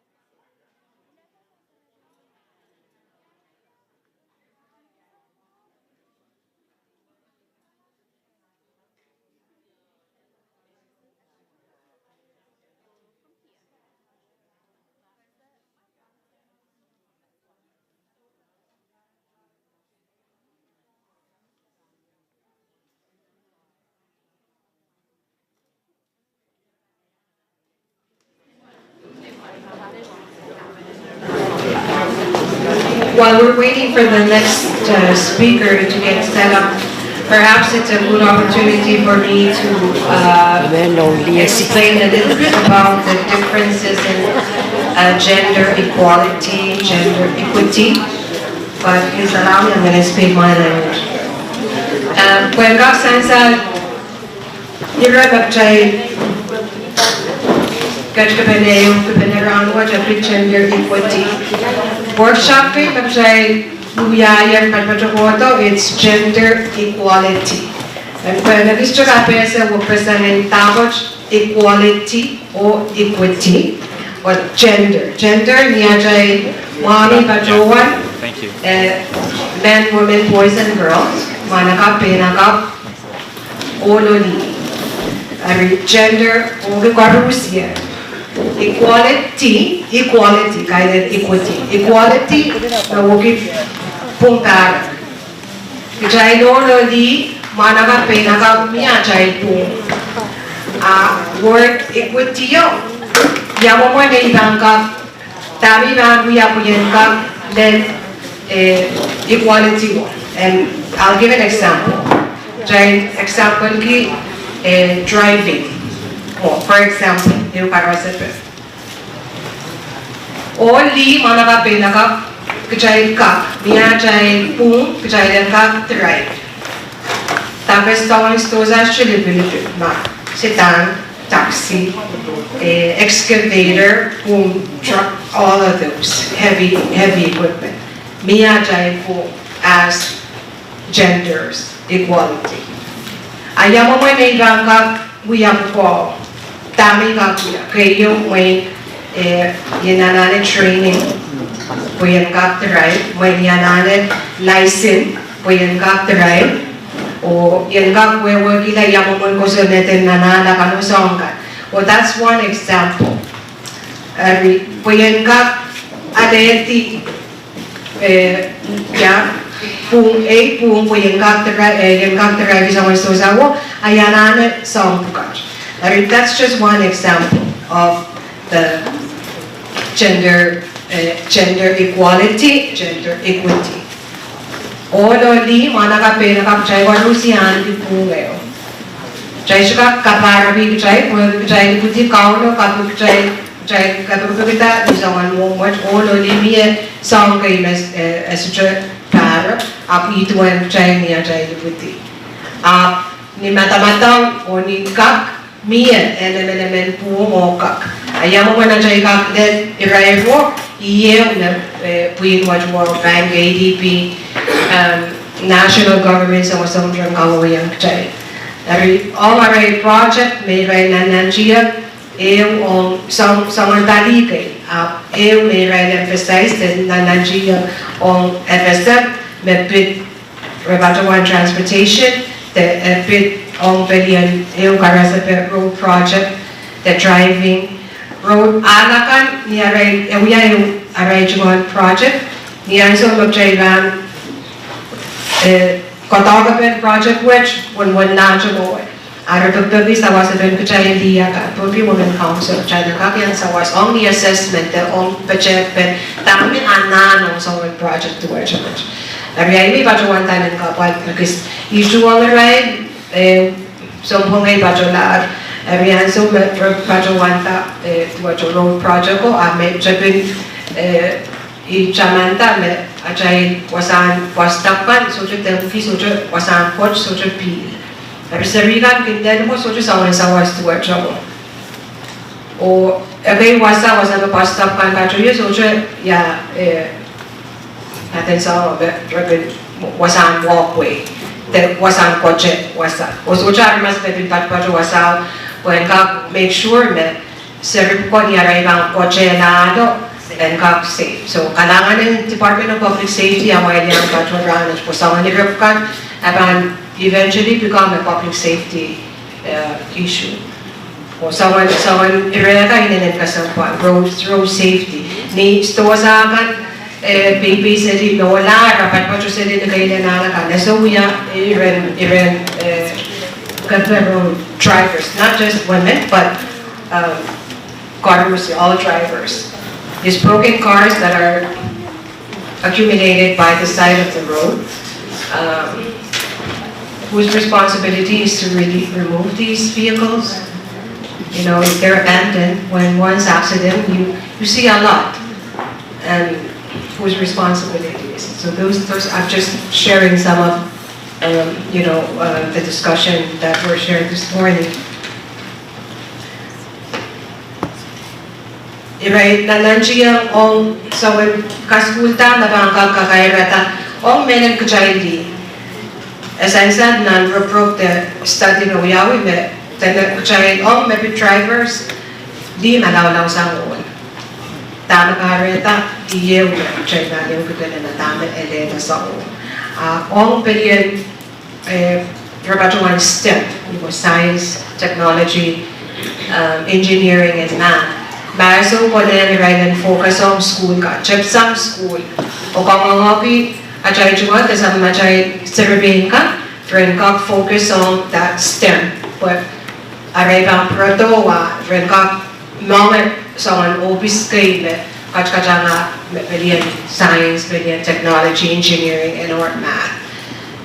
As I said, mananapasam, panilaw din po ko ka, all na kachkachang nga. It's run by men. Kasi orelapin presentation na chay patuan ni Mason. Kawan what kay den chay san meron buya nan wage kan niya procurement buya with Samoa, for example, within the Pacific region, or san so kawan chay anti niya kay den be what copy you or chay den battle we dapat na way chay siya kay way ka dapat mo puita sa chay. Ayaw maybe men patrol one ay din kasampal someone training to watch a match men kapesa to watch a match. Up chay din mo kupurana kachay mo we chay din no wait out ka na dictate na na yet chay na nanan men. Chay say or no, chay say or no. Friend basan chay. Bet is one quarter to one time.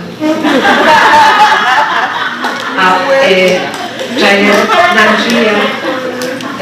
One more. Upon na mele naka chay meet standard. Ang kapese kay dendron mo siyang chay.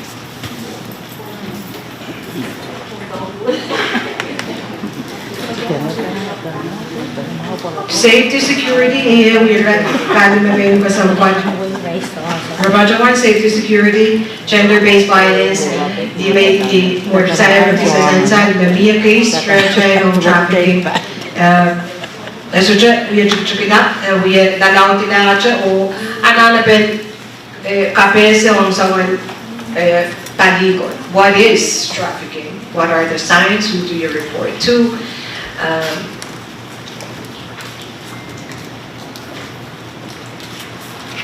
Media report, Kachawasang U.S. State Department, Trafficking in Persons. Report was an annual report. FSM remained on Tier 2. Right. The trafficking in person folks were here recently. And I told them that there are some discrepancies in the report that they presented in the report. Defending the court, they said that the judges were not well trained. Well, there are 5 courts, so which one was it? So it needs to be more specific, and a lot of times when these reports come out, they label us as one, and it could be good, it could be damaging. You discussed, you mentioned about the maritime. It's not really, I think we've done away with the maritime trafficking. It's more of now on land. It's a sex trafficking, and it's happening on land. The labor traffickings are usually our citizens that are abroad, living abroad. This is an area that I am very dedicated to. I spent 7 years of my life working with ION, running the Migrant Resource Center, and that was one of the things that we were doing. the awareness raising on human trafficking, pre-departure cultural orientation training, teaching our citizens the do's and don'ts living abroad. You will also note in the census that there's huge migration population, our citizens going abroad. They're moving abroad because of many reasons. Of course, for better life, better opportunity. But who are these folks that are moving abroad? So we touch on climate change, resilience. Some of them have no choice, but they have to leave because they come from the outer islands. Their islands are inundated with high sea level rise. They come to the main island, and there's really no place for them. So therefore, they leave, they move out migration. That's an issue that may be beyond what we're discussing today, but you can't just ignore those, because whatever we do here, we may be talking about road project and STEM and all that, but there's environment impact, climate change impact on everything that we do. Road projects, of course, you're gonna probably have to divert some of the existing roads because of sea level rise, so just to touch on some of the issues, I took note on some of these things.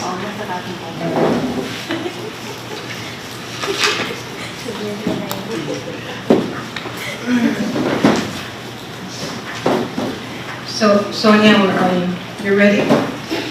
Sure. Let's please welcome Ms. Sonia Kefas,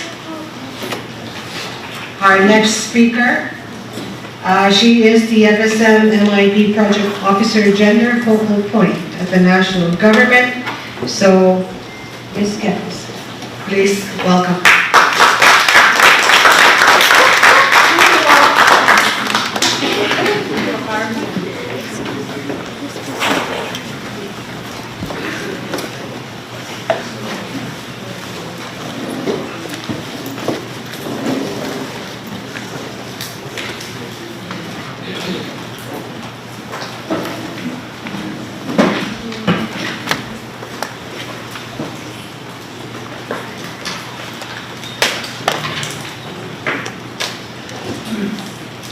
My respect to you all, and foremost, let me acknowledge the blessings over Almighty God that He made it possible for us to be here.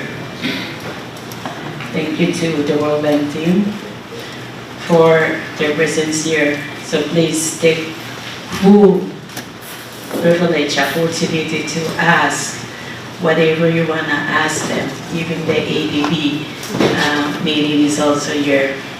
Whatever. Can we get along? Yeah, something like that.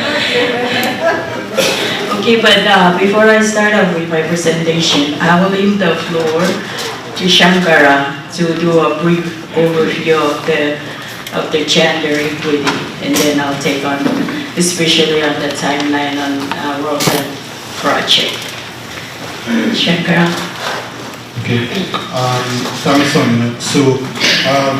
So Sonia is basically in charge of driving the gender program for the World Bank that we brought together from a transport perspective, covering all the World Bank transport projects. What we found is that having isolated portions and projects, the impact wasn't as significant as having a very, synchronous, coordinated approach to improving gender equity. So in moving forward, what we would have done is, is basically, we will from within PMU. I remember the first day that started was when Robert would have come to me and was like, both myself and Robert are parts, members of the Institute of Civil Engineers, which worldwide are big proponents for gender equity in engineering and construction. And Robert would have told me, well, listen, we need to improve gender situation and the situation of gender equity in FSM. And then the PMU just rallied together, and there's this just amazing team of women in PMU that really just started to support everything and bring the program to what it is now. And then when they connected us to Emmy, we just shut off, to where we are now. So essentially the program itself, what we want to do is to give you all an understanding of what the World Bank program is. There's a separate program that will be coming soon thereafter, which is the ADB program. And that is one of the things we want to get coming from this consultation. A participatory approach to developing this program. So it's not just that we're developing a program and saying this is what you have to take, but rather tell us what you need, and then we design a program around that. The World Bank, would have demonstrated amazing leadership in investing significant money in this gender equity program that allows us to have this conversation that we're having today. What we found is that a lot of the conversations has to do with one main thing in particular, which is that if you have international development banks coming in and pumping 50 million, 100 million, 200 million into a program spanning 5 to 10 years, the question is if at the beginning of the program you go out for advertisements to get women to come into construction, and you're getting no women, after the 10 years, is the situation any better?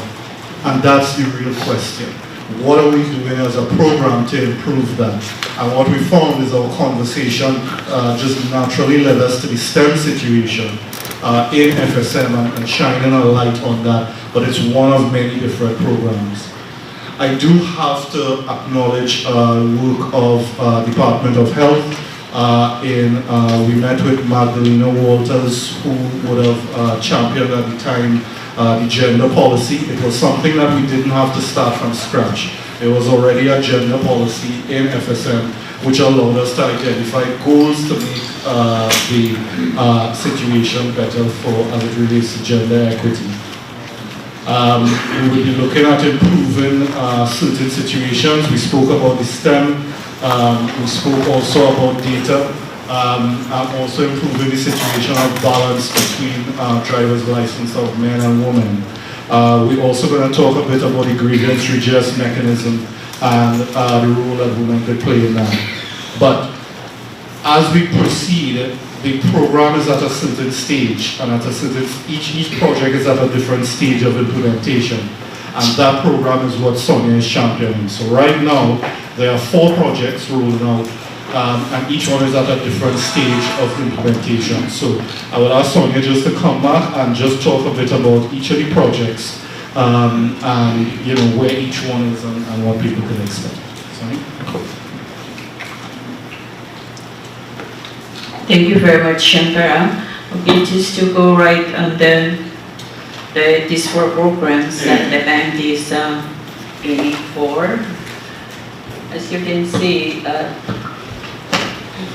timelines is 2 years from 2023 to 2025. First one is the driver's license pilot program, and this is FSM-wide pilot program to increase women ownership of driver license. This pilot program aims to study and implement activities that address gaps in the possession of driver's license. Obviously, there is a gender gap with male license holders far outnumbering female license holders. And I know this is something new to us.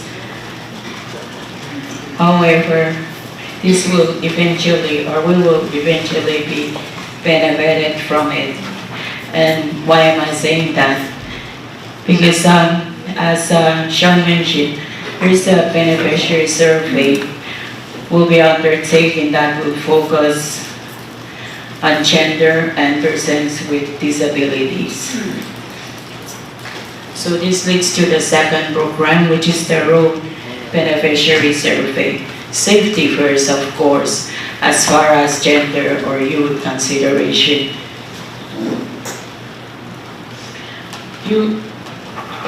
the road beneficiary survey, you reach out to the project communities to understand their perspective and needs surrounding the areas or the transport. So like there will be a survey undertaken, and it is expected that, this is your opportunity to voice out, to tell what are the needs. Like for example, we talk about sidewalks. It is needed because pedestrians are the most vulnerable population. If the drivers are not, or the pedestrians are not seen by the drivers, that lead to disaster or risk. And even we talk about the lighting, of course we need the lighting to reduce the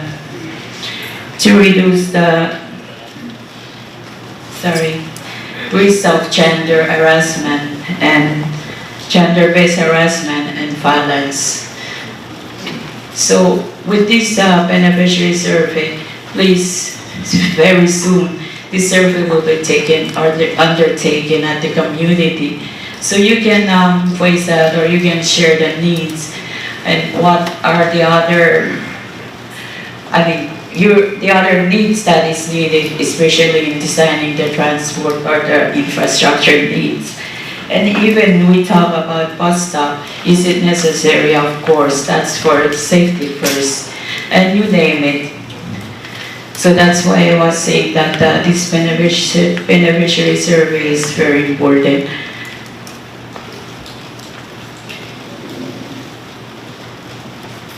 And the next one is to train the gender and social service providers. Training, this is it relates to the grievance. So a training of a long list of 40% to effectively respond to grievances.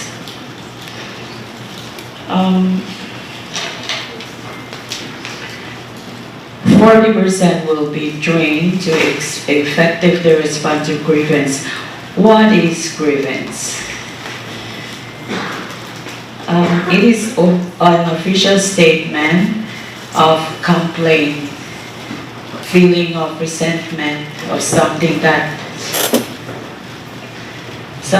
you believe to be wrong or unfair. So of this 40%, this 40% to be trained, there are a short list of 4%, one from each state who was selected, so they can be effectively respond to grievance. And we have our safeguard team here. They're also involved on the GRM.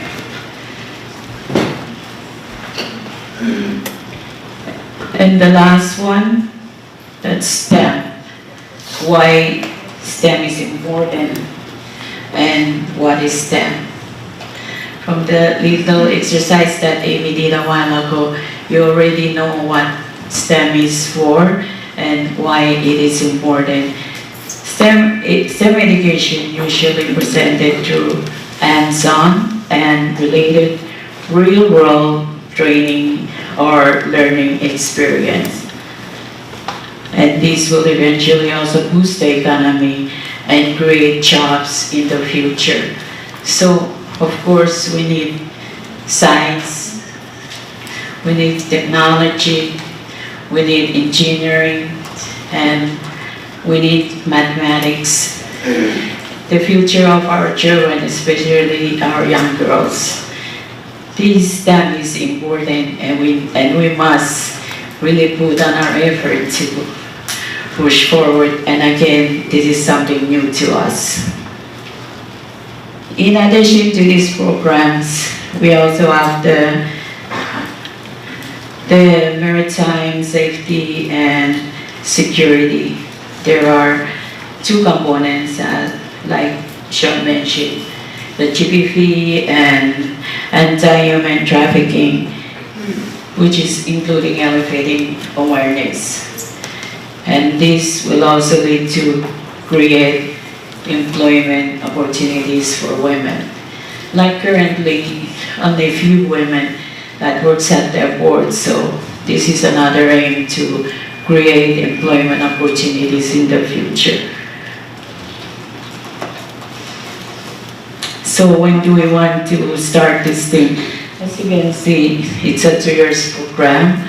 If all is good, we're aiming at the end of the year, maybe probably around December, that we can start these activities and put things in reality. So I guess that's my very, very short presentation, especially to share the timelines of Ropeng project. And thank you so much. Please feel free to ask questions. Kailangan.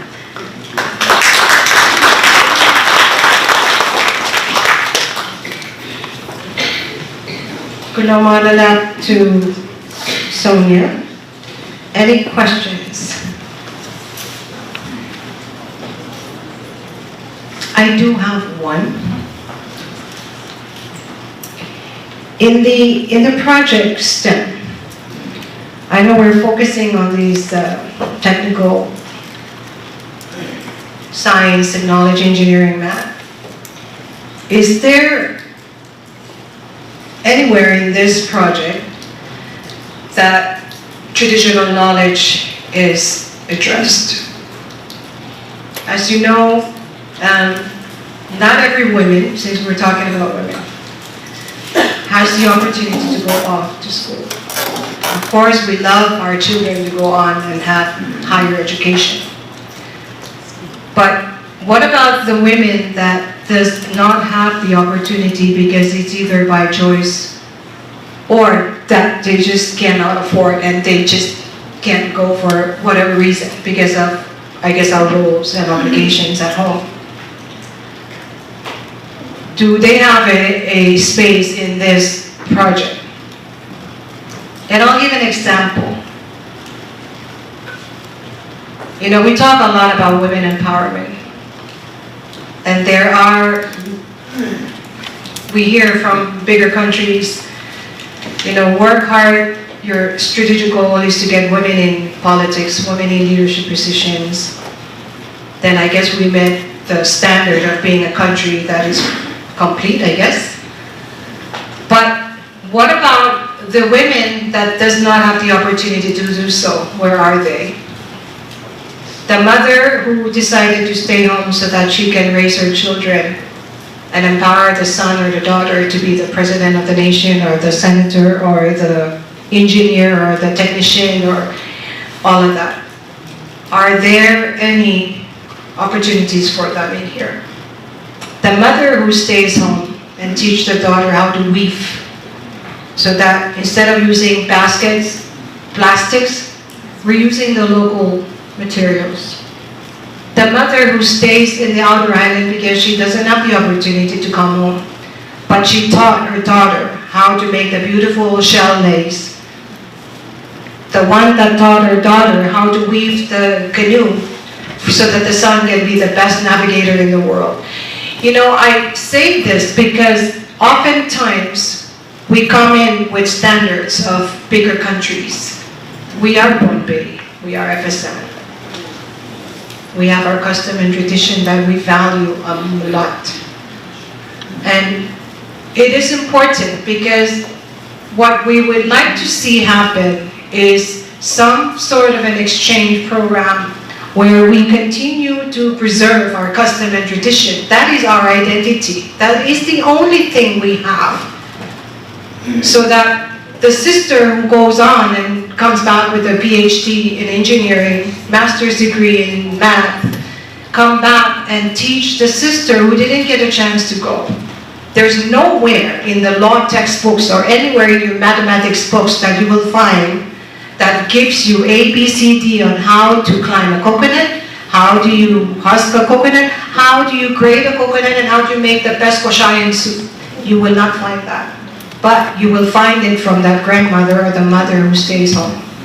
So a lot of these traditional knowledges are being diminished because we don't seem to value that. And a lot of times when we have experts that are come in, they come in with a focused agenda, you know, with all due respect to World Bank and ADB. But we're pleading to you, asking that you take consideration to traditional knowledge, because that is what we are, that is who we are.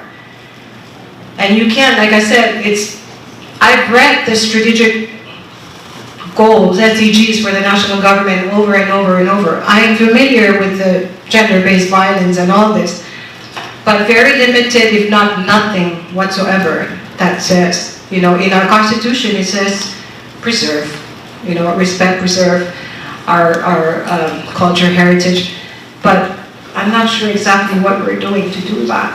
And so I think this is an opportune time, since we're promulgating, since we're in the process of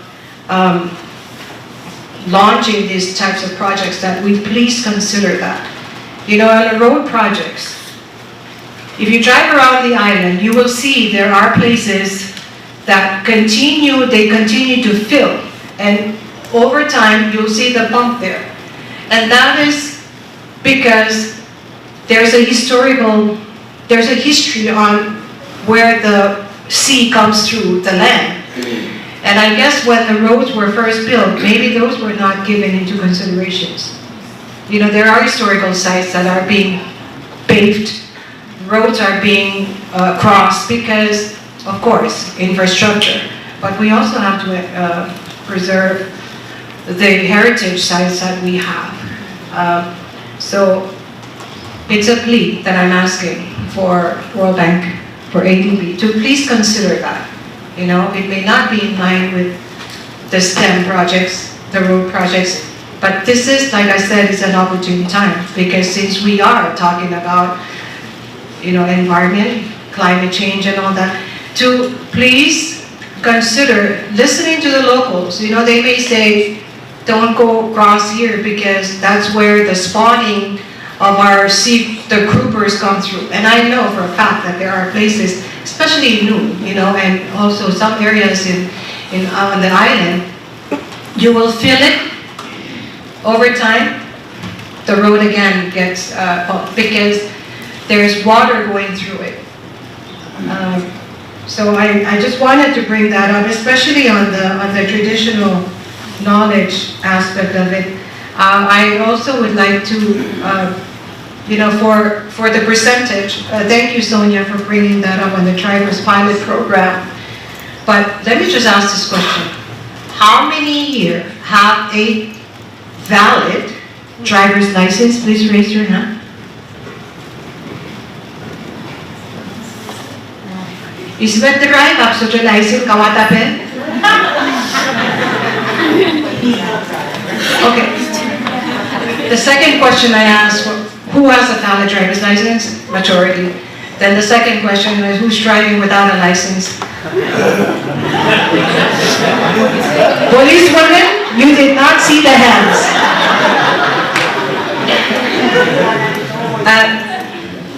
Every one of us here drives. With or without a license, we can and we drive. I started driving at age maybe 14, 15. Never got caught, so it's fine. But, you know, the survey that Sonia was referring to, I think it's important. I wish you had the survey today, so we could have, this will be your first survey. But the 63% male, 37% female, that's a driver's license from Pohnpei State? Okay, it will be interesting, but it will be just out of curiosity, what is the population gender-wise? Why is it that there's more male than female drivers? Is it because maybe there's more men than women? We don't know, but it's 63, 37 male percentage. So we don't know, but it'll be interesting to see what the survey comes out with. But I wonder whether the census has something to do with it too.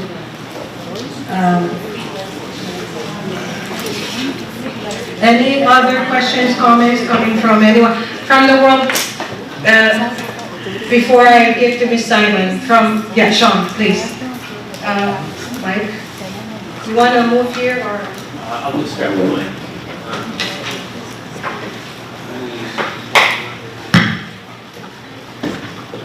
On the first point, look, we would not want to see the objectives of this project being in conflict with any form of your cultural norms and traditions. And I don't think they have to be mutually exclusive either. I think this point is very important to bring up. Something that I just touched on. Very incredibly important to us is consultation. So hearing these things and hearing what matters to you, make sure that those things don't get lost. It's incredibly important. And this ties into our safeguards. We have both try to protect both social safeguards and environmental safeguards. I'm going to introduce Craig here on my left. Craig is our social safeguards consultant. He also used to work for ADP. So, but Craig can talk a little bit about this and how we look at things like cultural heritage and other things and in trying to preserve that.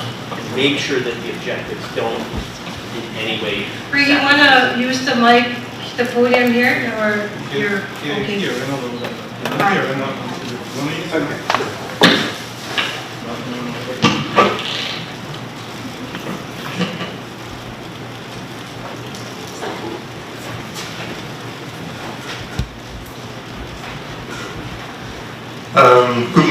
Good morning, everyone. I'm Craig. Introduced myself before again. I work on the social aspects of the project. So I think there's kind of like a marrying or interconnection between gender equity, gender and development, and consultation with regards to transport infrastructure projects. And I've noted a few points raised relevant to what I want to say. Robert's mentioned about how men and women are affected differently by poor infrastructure, poor transport infrastructure.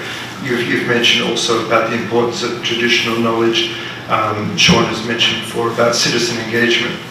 So with road projects in general, or with roads in general, men, women, children tend to have different transportation commuting needs. And also the different ways that they use the roads may be different. And for people living in locality, engineers from other places may have different understanding about what works best in a particular environment. So in the SCORE and the PRIME projects, there's one aspect incorporated into that. As part of the consultation process is what the project is called participatory development. Participatory design. So the design of the individual roadworks that are going to take place, they are intended to incorporate during the design process participation of the local community in the design. It's not that the design itself necessarily will be from bottom up, but at least what the engineers come up with what they can see as from an engineering perspective as the shortcomings or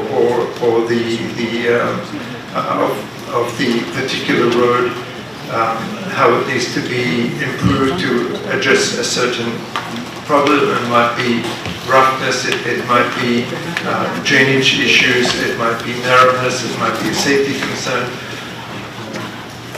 But as part of that process from going concept design, preliminary design, final design, that it needs to involve the participation of the community. The community may have certain preferences where they would like to see For example, they consider sidewalks are an important thing. They consider lighting, and what they may have a better idea about where people tend to cross roads, who tends to cross roads, what sort of safety features they would like to be incorporated into design.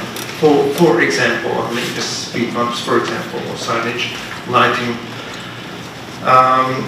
And men and women may have different ideas about, what's important. If you improve the road, if you widen, it may have some other sort of impacts. You may lose some use of some land on the verge of the road, or some small infrastructure like people's fences, for example.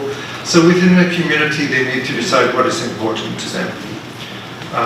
And what I want to say, just in introducing this about consultation about participatory design, that when these opportunities do come up in the communities, that women and girls do actively participate in these meetings. They do attend, and that they have a voice in the meetings. And if they feel that the venues, the way that they organize it, is not conducive for them to offer their voice effectively, that they can request separate meetings as well for that voice to be incorporated.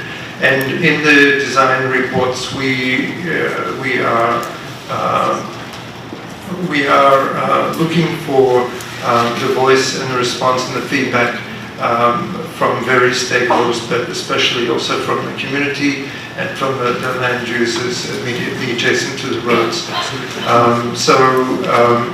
That's the thrust. I'm not sure how perfect that process will go, but please insist that you are consulted along the various stages of the project, and for both men and women to actively raise their voices, something that they're happy with, something they're not happy with, different ideas that the design consultants have not thought about. So I'll just leave that there. So please participate. Thank you.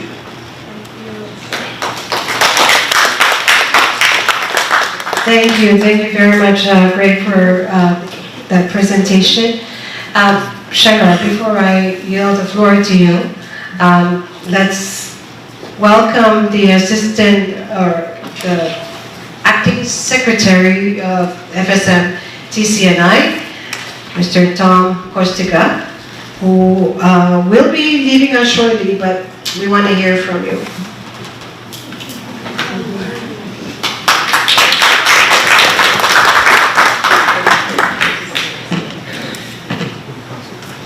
Kailangan Pohnpei kasiliye ko digital wow patapat mechiangan insurance digital yang katoto tahu ramaian dan program tu awalnya ini patrol kesempat pen ketahuan ranut pen serta mai wajib suami ini bertentai itu ramai proyek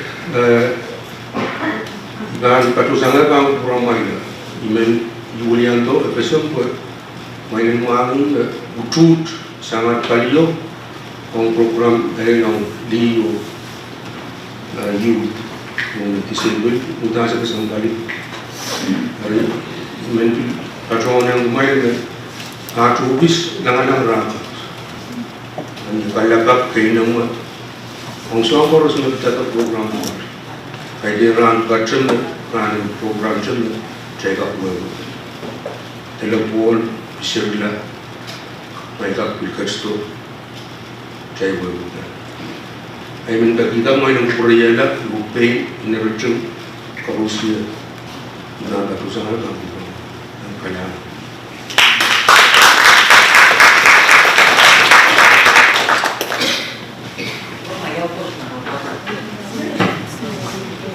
Just in brief, you just committed the entire TC&I for ongoing projects.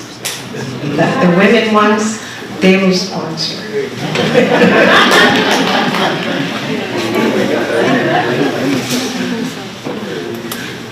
Kailangan din Assistant Secretary. Thank you. So, Shangaris, you ready?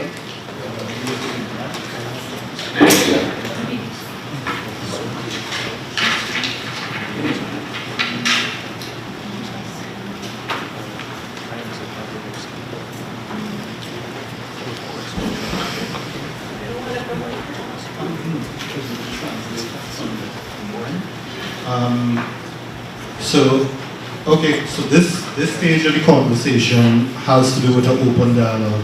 As I mentioned to you, in many consultations that we've done probably about 3 for 80 so far, I believe. In a lot of them, we do a lot of presentations and we do a lot of talking to the audience. But in this, we're interested in what you have to say. We're interested in what you are thinking. So we want this to be more participatory. So for this open dialogue session, you guys are the stars. We want to hear what your perspective is on each of these topics. So the first one is women in construction. The second one is girls in construction, which is the STEM subjects. The World Bank construction projects, the grievance redress mechanism, and then gender equity. All right. As I mentioned before, we're in the process now of scoping and defining the ADB gender program. So a lot of what we're discussing today will form as seed ideas to basically formulate this program. Karyawan sa Machay program in Maurice Waswatch, Patuan Open Dialogue. The may sango, iray 7 kan met sa karata. Met kakong chay, corners. Iyan sumao met chay ng kap. Pache, ang tami sa na may sango, chay sa nagtak. Ibagagitag chay pacho langay. Chay ng kakatres sa mga nirega. Met rapatuan women in construction. Di akan met construction. Sa mga WIAE o sa mga project to which mo. Career civil income in construction or girls in construction or kasi do sa mga project kan may World Bank pagpajawanta o generate within the child mga pagpajawanta ni Mesa. Ariyan so moment on kayo with women in construction kayo ka nalaga. Why are more women not in construction? Tama. Oh, sorry. Taking over your presentation. No, you're good. So the first session that we want to open out is women in construction. Go ahead. Yeah, okay, I already am one step ahead of you.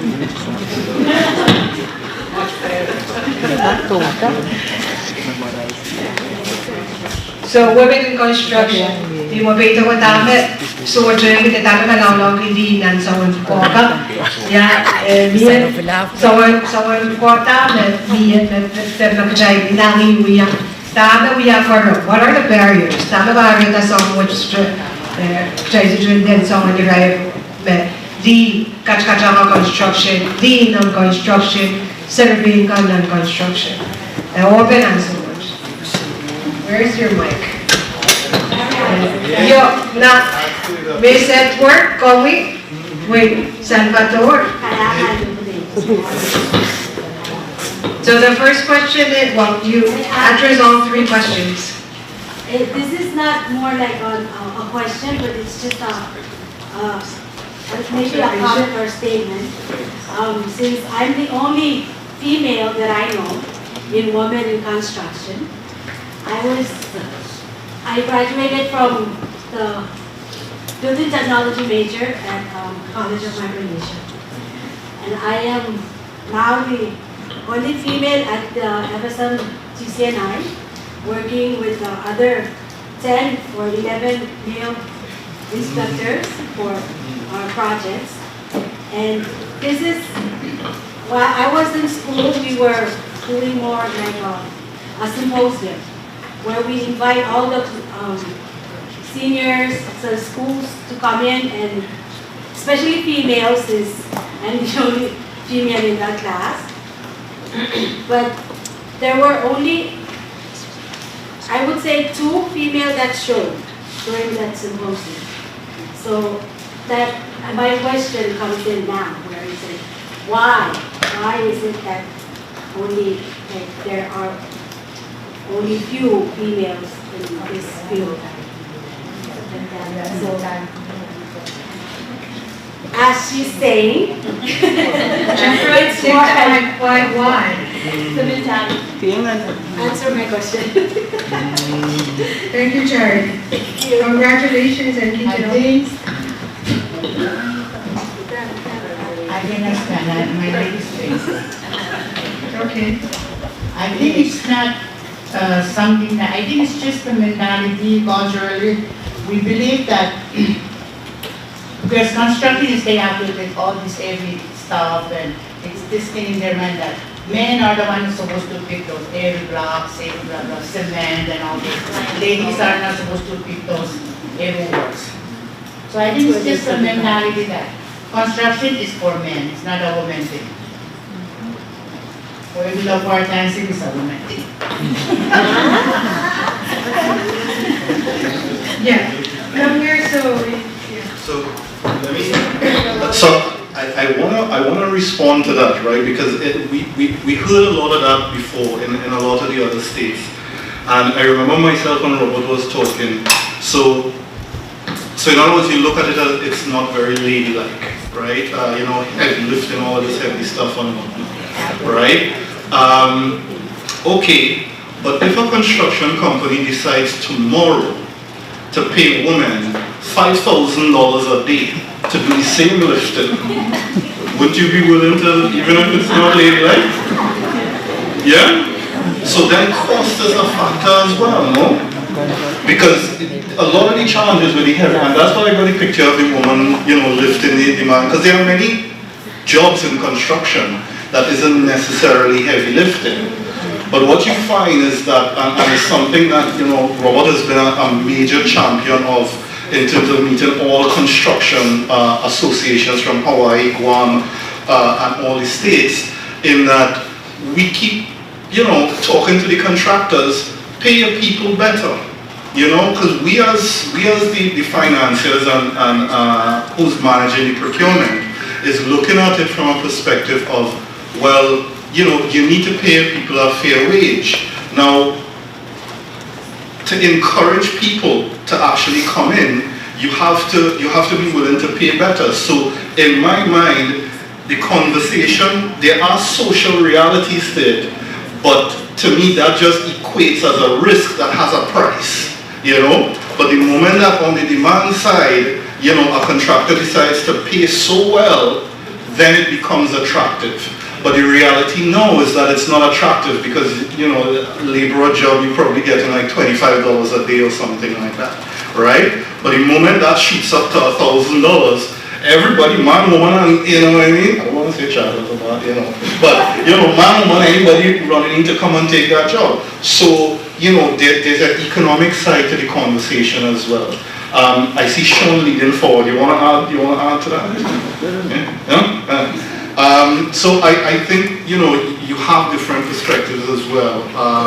But I agree with you. I do get a sense of that perception of it being ladylike or not. You know, we did see many other hands. Let's get some other questions. Hi. My perspective comes from island person because we're from Lupora. Lupora is a little ship away from Pohnpei, and we're usually for us women sometimes because men has their job, women has their job. We have that kind of mind that when men go do their job, women should stay in their job. So we always think that we shouldn't get to the men's area. We should just stay where we are as women. But me as growing up and seeing in a way that I feel like I should be acting both sides, that I could love myself with men. I shouldn't stay and feel like, oh, I'm a woman, I should just cook and take care of my kids and you know, like clean the house and all things. But as I grow up having a lot of kids, I see myself, I can also do work as a man, because when men go to the field and work and find money, sometimes there are jobs that men does, like throwing the trash or driving the big car. I should also put myself as a woman into that level. And actually, we see it like that, I kind of feel like that's where us women should, you know, like tell ourselves and tell our daughters now that now this is the time for us to tell ourselves that we can be just like what men can do, we can also do. You know, we shouldn't, you know, tell our girls that, you know, this is the girls' side, we should stay on this side, we shouldn't go to the men's side. But now this is the time where we tell our girls that if men can be an engineer, we can be an engineer. If a man can be a construction, we can be a construction. Because it also gives the daughter or the girl the perspective that she's not being down here, but she's before. That's what we call it gender studies. So I hope that that says a lot. You just I'm not did really it. good at it, but Yeah, it's a very, yeah, there's, Fern, hold on just a second. Yeah, go ahead, Mrs. Osborne. Just a comment. And I'm looking around and I'm seeing so many powerful women here, right?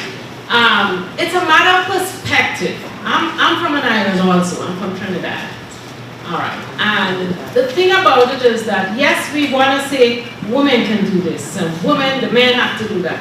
How many of you are actually doing it right now and have not associated it as being what it is? How many of you are cutting the grass? How many of you are doing all these things that we put for men to do? And you are doing it, but you have not associated it as doing that. How many of you really think about it? Really think about how you have been operating in your home. When your husband is out working, I have to do it. When my husband is out doing this, I have to do it. You are doing it. But you need to give yourself the credit. Give yourself the possibility that I am capable. I have been doing it. I have been doing this every single day. Amen. Amen.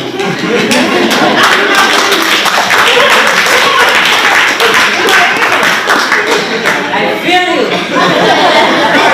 Thank you. I do want to add one thing, and this is on a positive note, is that the national government, working very closely with our Department of Education, is in the process of, again, reopening PATS, the former PATS, Pohnpei Agriculture and Trade School. This will be a vocational school. So this is great opportunity for us women, the young women who perhaps chose not to or don't want to go off island. The school is here, it's in our backyard. So this is a great opportunity. I just wanted to bring that up. Berno, I'll give you the last say, 2 minutes before we move on to the next question. Let me stand without a mic. Coming. Anyway, you know, I work for the government and now I'm an NGO. But I still promote what the government want to disseminate from top down. Can you? Then. So, what I would like to share, why and why not? I do understand because I graduated from a public school, Hicks High School. You know, the education, Department of Education, we need to support that. How can this project pass on to the education department so that they can attract? Because when I was used to be there, what construction is for women is home arts. We tried home arts. Only few that are interested in, T&I, something, trade and industry. So most of the guys went to that and upgraded to. And there used to be a PATS, school up in Madalaning. It's down. And there were some girls during that time, my time, first graduate women, but I don't know what their major was.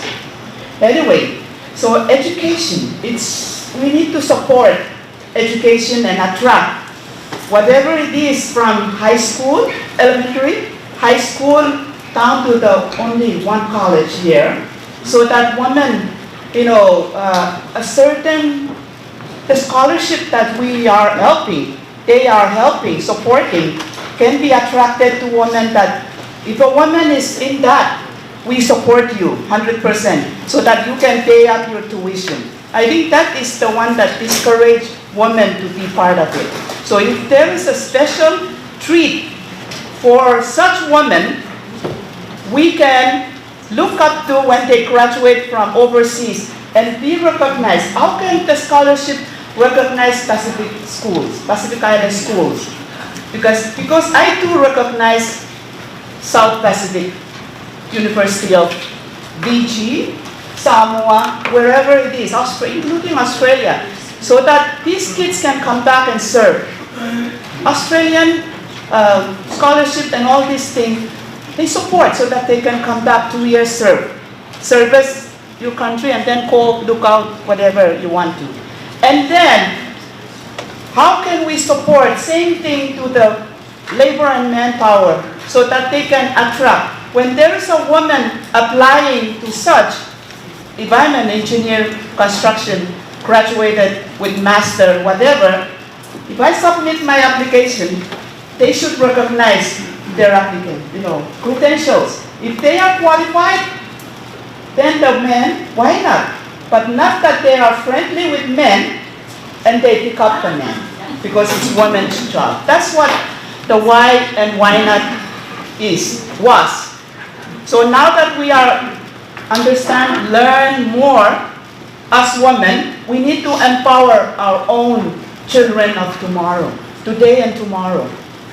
Forget what the past is, but lift those children for today and tomorrow. Awareness. Our woman is more into awareness, like in this group. But those who are continuing in government and growing into government, listen to the community's voice. If there is a woman coming into Department of where, please support that and put her into the position. So they are attracted and with good salary. That's another thing. Good salary. That's why they run away. They may have such, but they don't have any attractive salary. The position may be there, but it's not a very good attractive. That's my point. Salaries. I retired as a nurse, specialized first midwife. I don't have a good salary, but I love helping my community. And that's where I belong right now with the women, to make them construct something,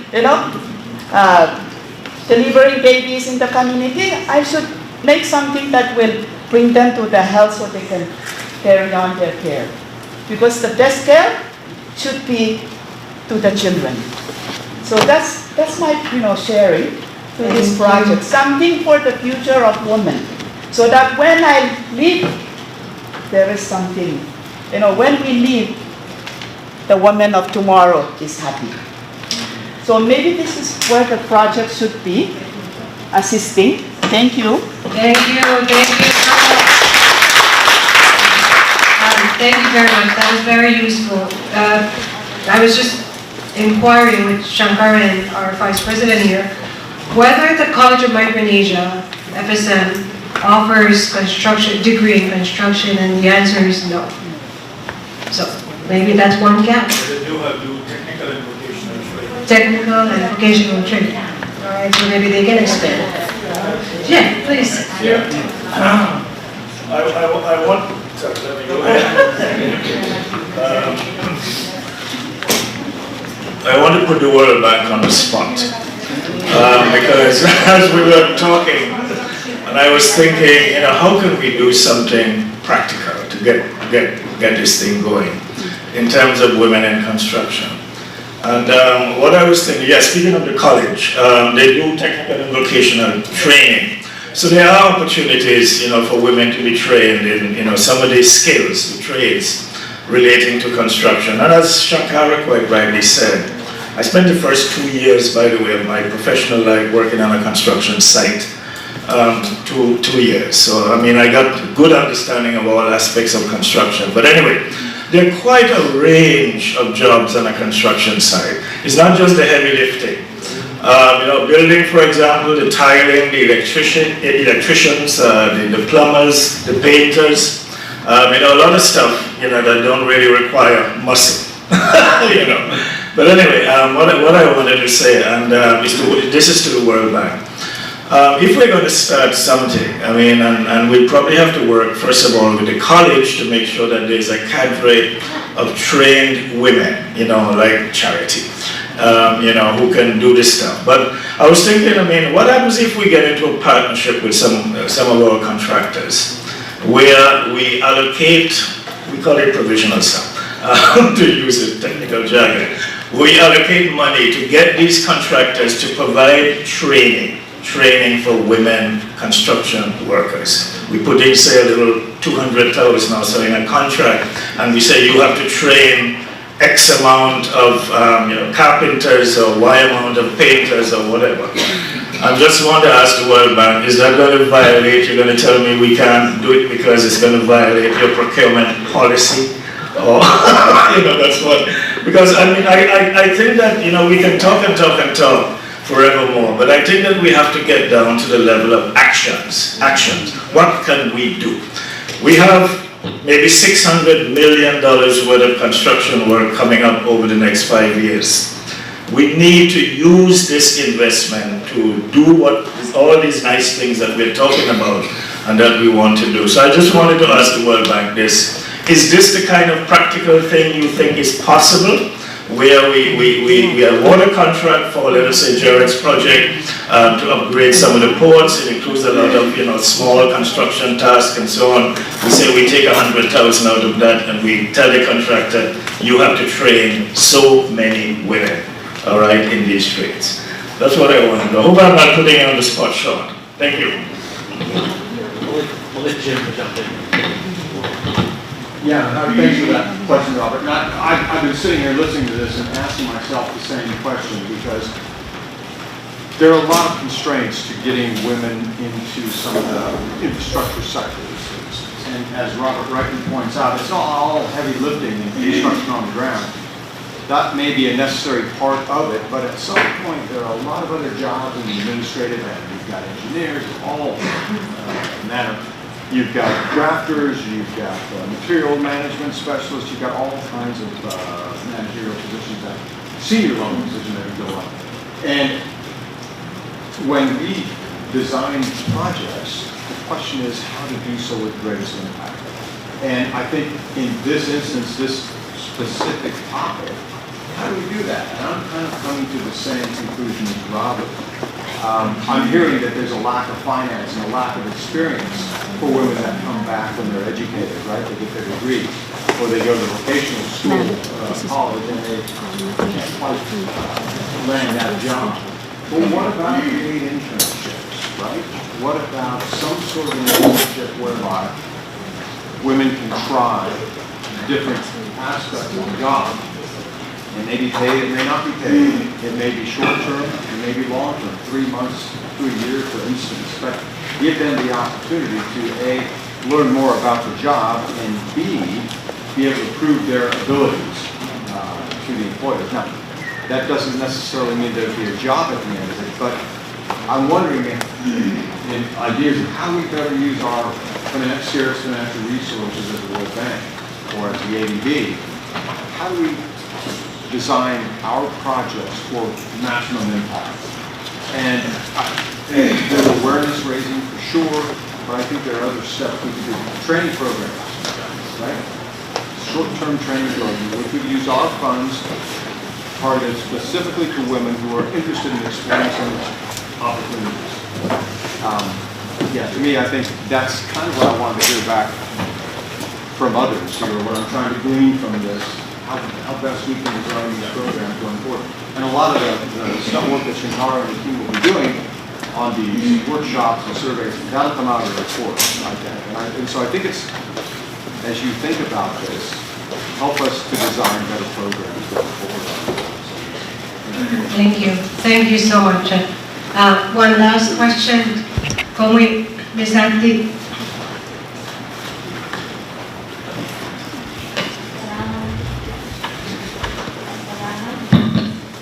Wala Lupin, ay Chimaluwa. Yan lang sa mga coach, kami Lupin. Nagalaghan po niya.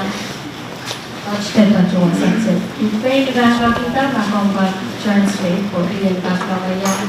Teach ka na din niya. Okay, teach mo kan sa Sujayang high school, Sujayang college degree abe.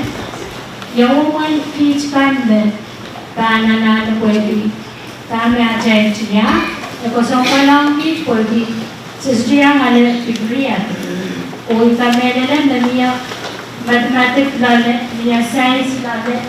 Arit mo, kung ay kapipura, may kasapaliti pwede so bukat muni irayakan susunod nagsawasawan ko dyan ananakan niya niya nan aray pinanakan ajay siya naranan niya sawasa ang benadian mo kay rata apol pansawan ko yung okay kids sa sujiyang nagsansula kami sa katawin ko sa mga bagay mo siya katawin ko siya itong gade ikami na naman ewiyan na watch school now o ilap siya na dito na watch ewan ka na biltang ka na sawas ka na amiyan na natin right so kawit kit siya niya wasap pa pumuli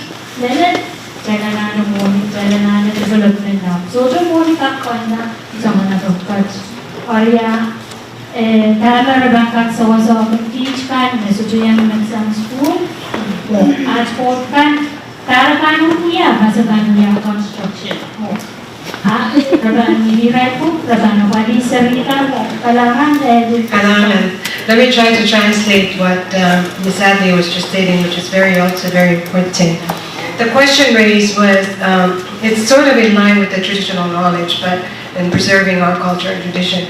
But she focused in on, the question raised was, for those women, mothers, who are not, don't have a degree and limited in terms of education, but capable and can do some of the work that we're describing here. In this program, in this project that World Bank is introducing, is there slot, is there space, is there room for them? For those without a degree, without, let's say elementary graduates. And so how do we benefit from all these funds that are being described, the $1 million that are out there? So that was really the first question that was raised. And she also shared something which was also very important. And this is her personal comment. So, great opportunities for women out there to do construction work. We all join construction. What would our husbands be doing? Would they be home cooking? So that was just a humorous statement she raised. But the first question was really targeted toward the women. I don't want to use the word underprivileged because they are not underprivileged, but those who didn't get an opportunity for higher education, but gained the knowledge through their ancestors, through their grandparents, and can do a lot of the construction. So do we have space, I guess, for them in this project? Shankara, you're.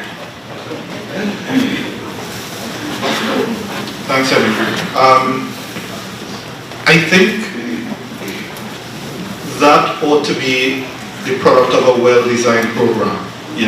Right now, what we've catered for under the consultancies, this is the gender equity program specifically, is for 5 internships, 1 in maritime and 4 in roads. But what we're hearing is, a lot of attention and a lot of energy coming from the need for more of that.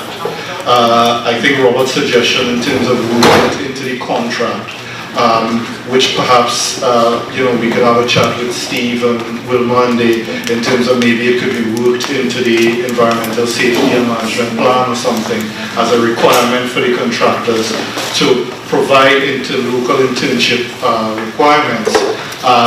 But in designing that, we need to design it in such a way that it's accessible. So we take your point, and the key point I hear from you is to don't just design a program and then make it so that only people with masters could access it. Design it in such a way that the locals could actually participate. So we take your point in that, and we give the commitment to that the program that we're designing will make sure it's accessible so that we can maximize participation in the program as well. Okay?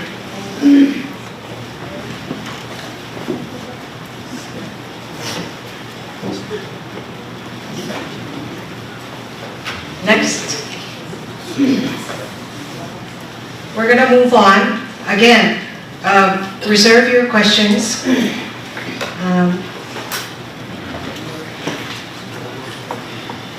More trivial questions coming up soon.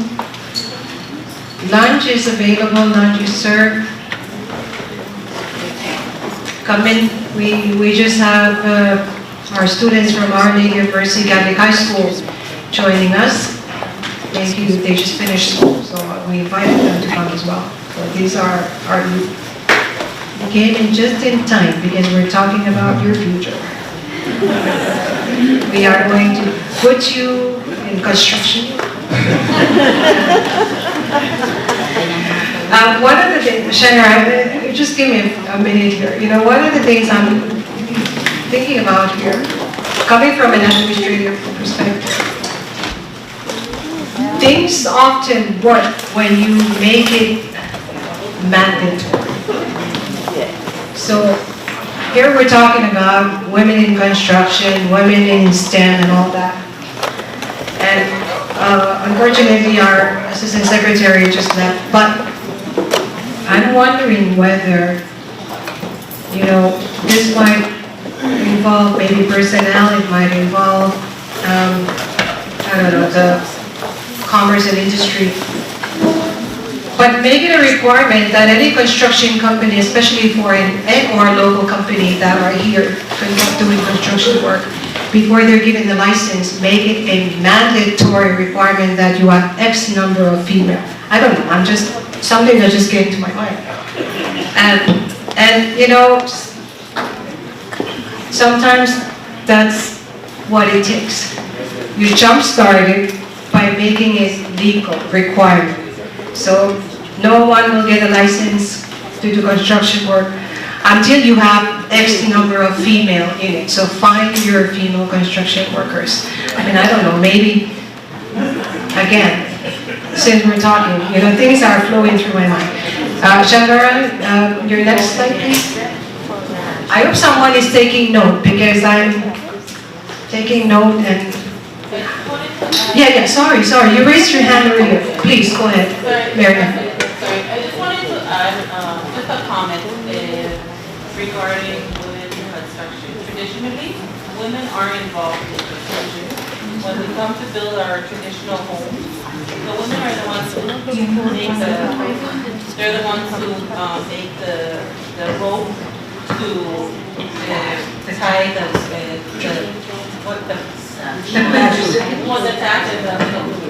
pillars, the beams. You want to know where? And the women are also the ones that take the skin off the beams. We use the mangrove tree, so you can walk into the mangrove tree. The men cut it, but the women take the skin off. So traditionally, women are involved in construction.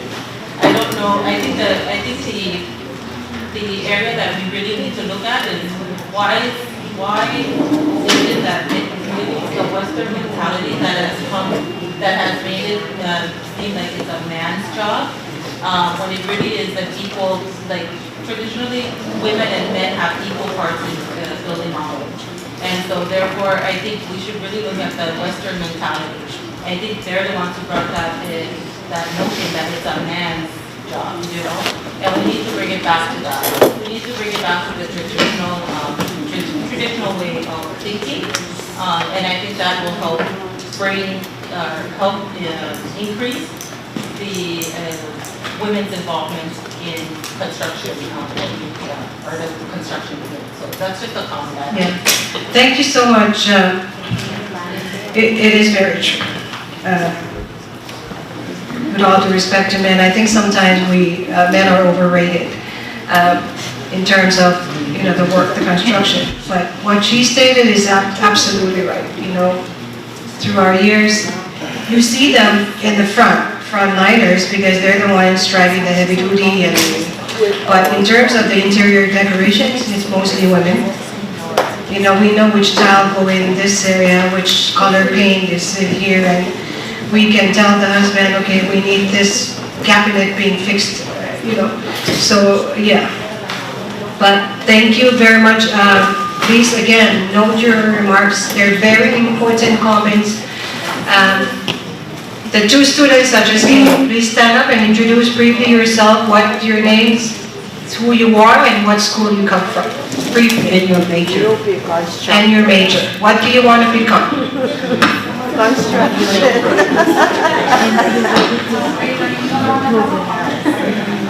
My name is Garisha Redson from Pohnpei Catholic School. I'm a senior now, and I don't know what the major is. You're in the right place. My name is Orly David from Pohnpei Catholic High School, and I want to be a businesswoman. Okay. I invited them because this week is career day for the high schools, and so they were at the FSM Supreme Court, and I asked them the same question. I said, nothing wrong with being undecided. So I invited them to come. And if you're undecided, we're going to make sure that you get decided before you leave the room today. Next slide, please. How are we doing on time? If you don't mind, the lunch is here. I know we're running out of time, so if it's okay, you can eat while we're continuing. I know we're sort of stressed by time, so please go ahead.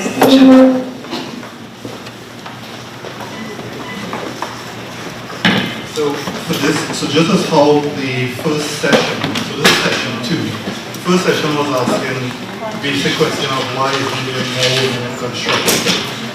In this session, we're saying that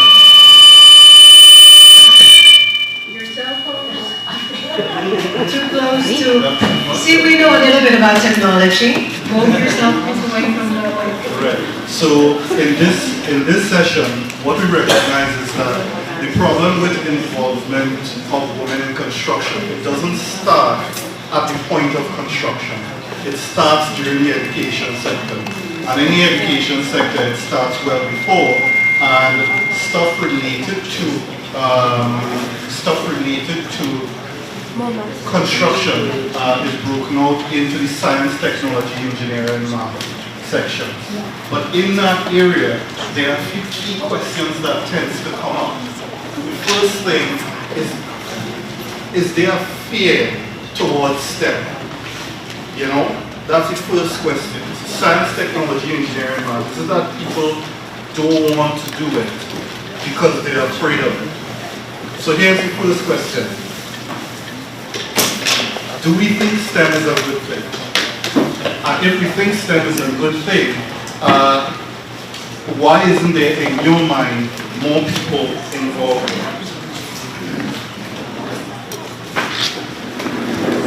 Project Karyao, Bayay STEM, Yay Science, Technology, Engineering, or Math.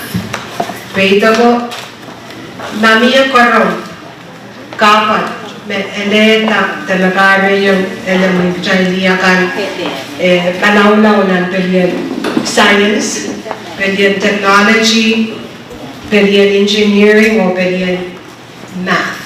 I-beta ko. Mia Kapan, where are the two students? Move up here so I can.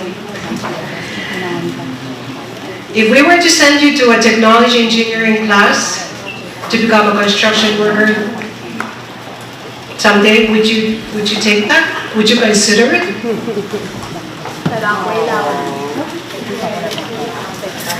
Okay. But that's a question posed to everyone else too.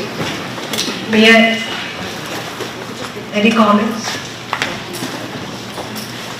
What would be the barrier? Why not? Bon ngày phê bên lục phê chưa? Mấy sao quéo qué? Chạy sao quéo? Sao quéo qué? Chạy đi apa? Mai kak, ini kita mai kak peitok mas apan tachota. Ak mai cungi tahu kata orang lupeng kuan kak elaborate kon. You have a question, right? Did I see your hand raised or? Yes, please go ahead. Mom, which no managing seven autism. Okay. They reach the shock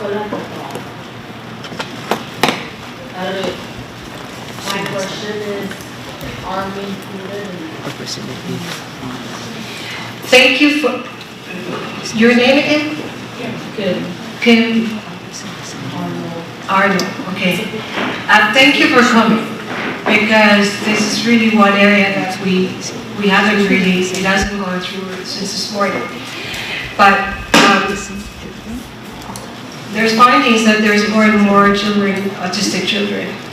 So her question is for mothers who have children, well, children with disabilities or children, autistic children. Where are they in this? You know, because a lot of times taking care of children with autistic children or children with disability would require full-time attendance of the parent, or especially the mother. What program do we have in place for them, for the mothers who will have to stay home and take care of the baby? You know, we're looking, is it online? Is there something in relation to STEM and the project that Sonia described earlier? And I'm so grateful that that question is raised. Because like I said, you know, not everyone has the opportunity to go out. And in this case, it's not Kim's choice.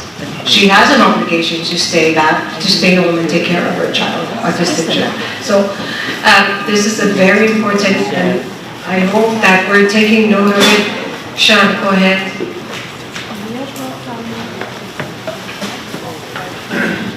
Hi everyone again. Look,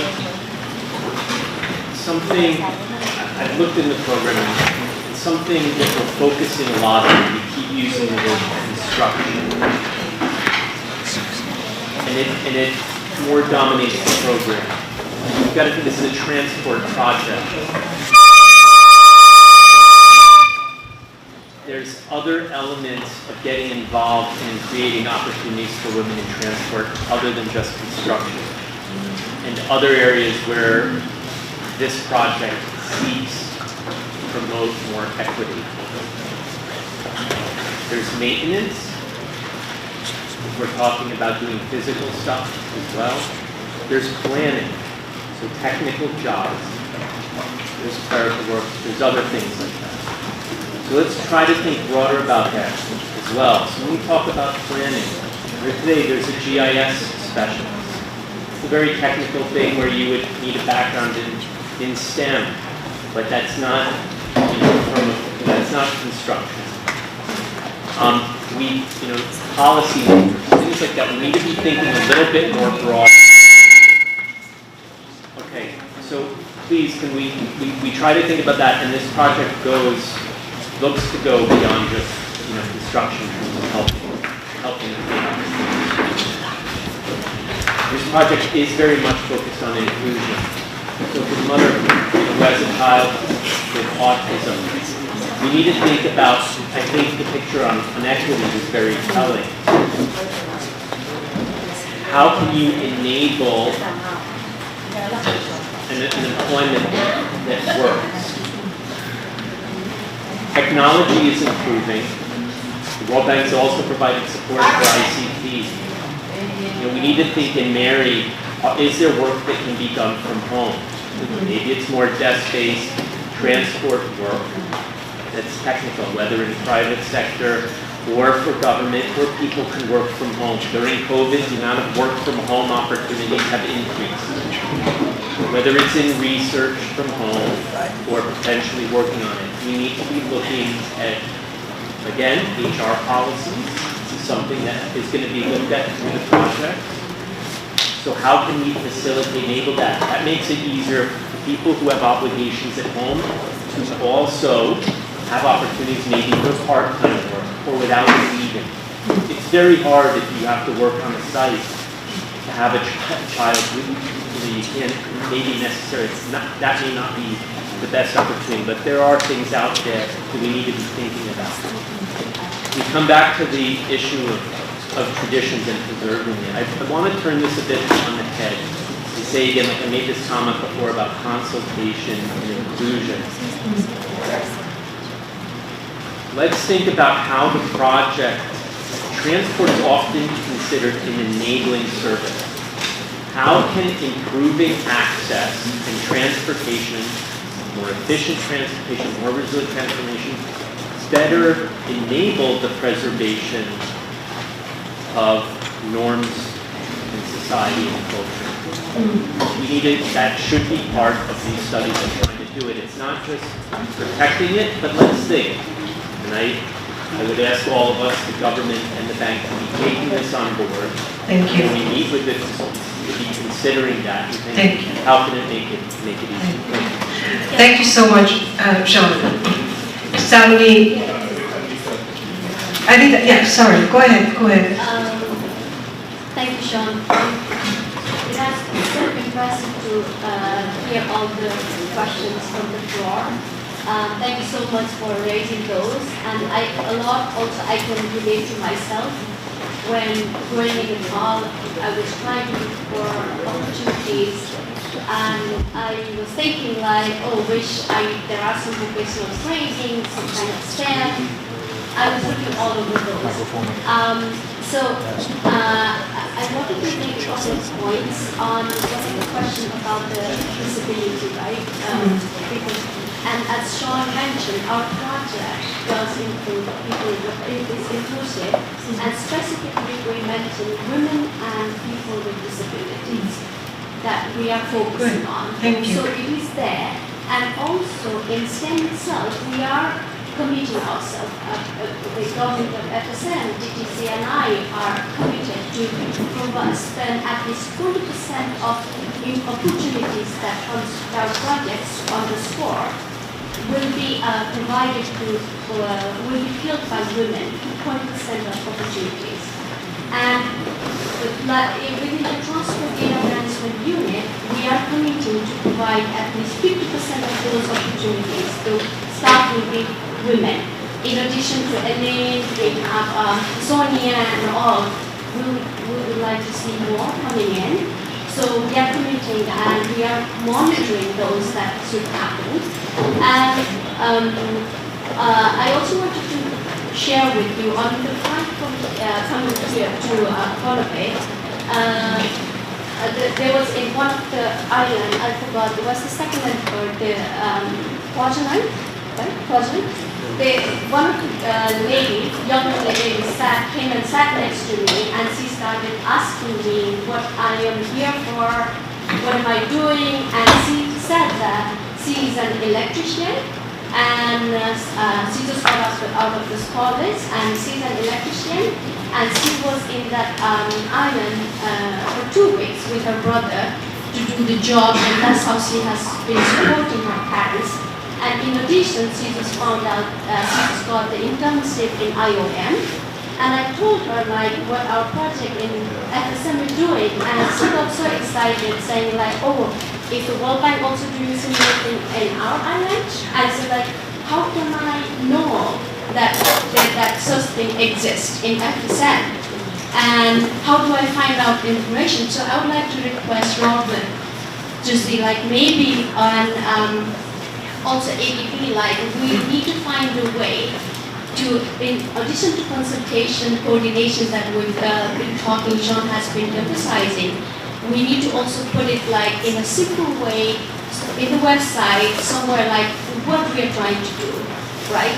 What are the opportunities there? Because these are time-bound opportunities, right? We are trying to achieve this within 2 years, 2025 December. So I would like to request Robert for that, and also with you all now that you are aware of these opportunities, when you meet other women or people, like, please spread the words, right? That's how that we will know, like, okay, these are these things happening here in the FSM, not only in Pohnpei, this is in all the states. So if you could share that information, then more people and other people's, like, daughters, right, and they will be aware and they will also try to find the opportunities for them that suits the best for them. I just wanted to share this. Thank you. Thank you so much. Thank you, Anita. Thank you, Sean, for that, for the clarification. Anana Benkawawa, that Jai Mao. Wow. Okay. So next slide, please. Esta pangana o may concern no, okay. Wow, presensan the project which no kan o raise every chumalenti ana churo na ngabi artistic iraya via tawaray ng project kalang preference redress mechanism kapal kan isberaban contact yaban mo, okay. Where is the mic? Somewhere.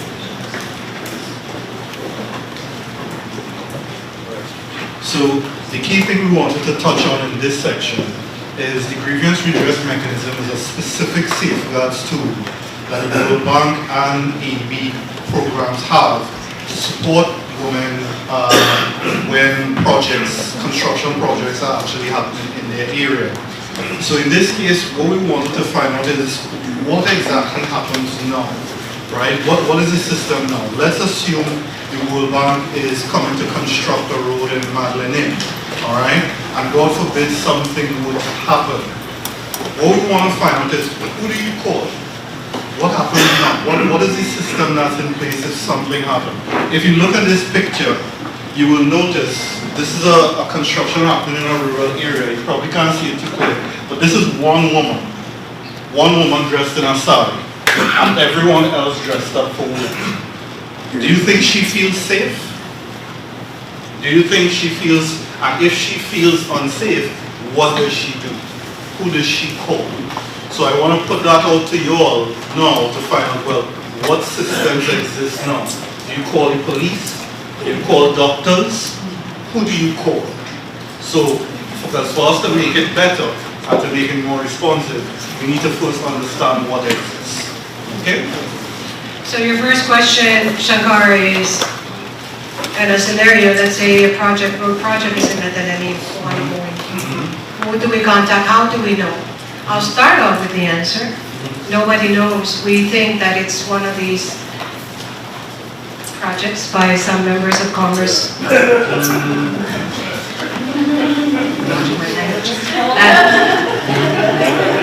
That it's a project driven by some political member.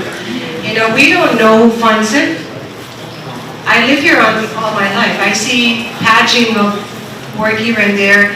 I assume the national government pays for it, or the state government, or some senator that's paying. Nobody really knows. I don't even know.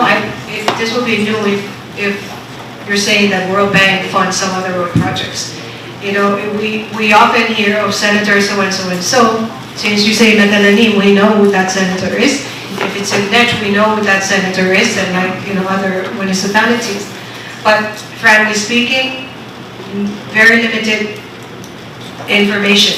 Unless someone really takes her time, his time to really investigate and say, who is funding this project? Or unless you see it in the paper. So transparency is very limited. It's like you said, Anita, we need to share the knowledge, but how do we do that? And one lacking thing here, there's no focal point. We don't know who to call. I mean, okay, let's say there's a project going on in Madeleine. What do I do? You're saying grievance, and if I am to complain because the road sort of go right into my backyard, who do I call? So we don't really have a standard operating procedure. We don't have a identified focal point from the government, from private sectors, especially on road projects. Not that I know of. So that's one answer. So maybe others can, in terms of grievance, mamia kapat na parata, example ke matuwaja mia road project yun na natanani, gawiwiyaw natanani. Chayka, mia naman, mia message patawan is the mia project mo. The chayka na soon na may senator in natanani, the Kuchi or wherever. Mamia kapat may rin kawalay tayo pido is who do I call? Maybe that's something that we need to also address. We don't know. There's no flyers that post up. Hardly any. I thought it's transparency that you would put up a sign that says project funded by World Bank. Isn't that a requirement for these federal projects? Hardly. We don't know. And so maybe it's by ADB, maybe, but someone else gets the credit for it. So we don't know. So that this transparency needs to be improved in terms of, especially projects on island. We don't know who's doing what. We often complain. I complain a lot, but it's me and my family, and I'm complaining. My poor husband, who's a senator, say legendary, get a earful of my nagging about what I dislike about what's going on. But some of these projects, I understand, most of them are coming from the national government. Who funds it, we don't know. So that's an answer. Biyan naman kabachayan tabi irelay ibajuan daw. And I want to add to that. So I think there are two bits of feedback we could give on that. One, which is part of the project, the gender equity program project that we're doing, is that we're going to be hiring focal points. So each state will have a focal point, all right? And that's why I asked in terms of what exists now, because this is going to be put in place where you will have a focal point where any matter is to happen in any rural, you could call this person. But, the question I would also ask is that, that's why I ask in terms of like what happens now, so I think someone mentioned signage as well. All right. So all these are part of social safeguards controls that have to be put in place for all of these projects before they actually start. And of course, the most vulnerable ones are the ones that are happening in really remote rural areas. I don't know, Craig, if you want to add anything on that. Stephen Wilman up here. Yeah, they headed to the other one. Yeah. I don't know if you want to just add anything right now.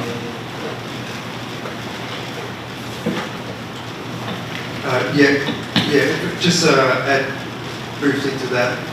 The project has a stakeholder engagement plan, and it has various ways that not just like public consultation meetings, but how people are to be informed. So I believe, without having read it in front of me, but I believe that for the grievance redress mechanism for when there's any construction, before that starts, there's supposed to be signage put up to say what the project is,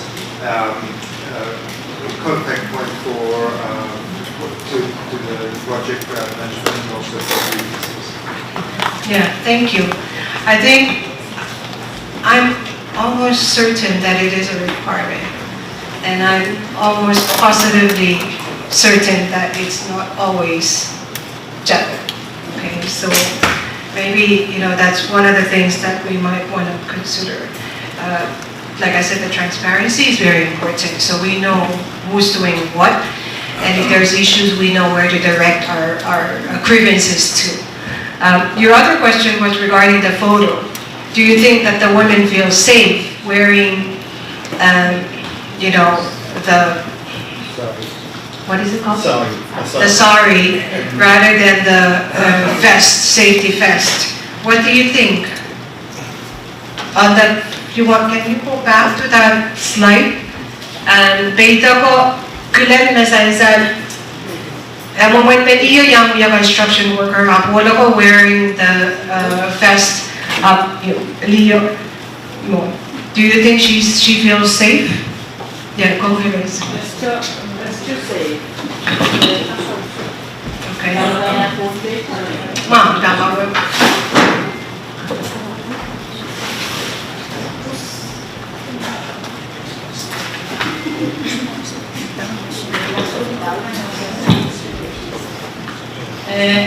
Ay sabi ko mo, diyan socha safe question yan kung sumuchkan and wala ako kapachkan. Only diyan socha safe.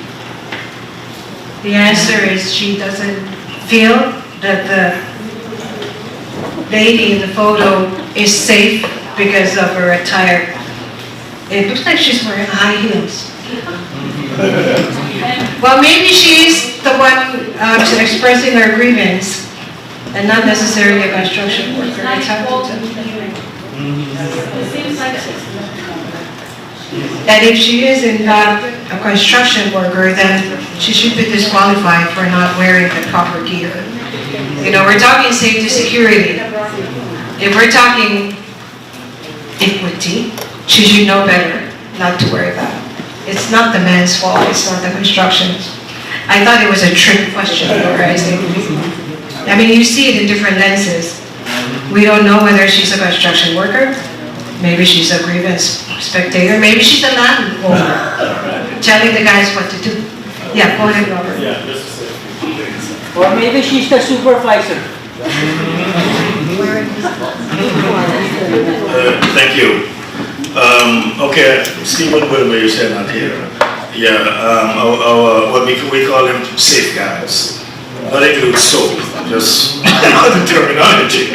Anyway, I wanted to say that, you know, there's probably no kind of infrastructure project that is as irritating as a road project. They drive us crazy. You know, they block the road.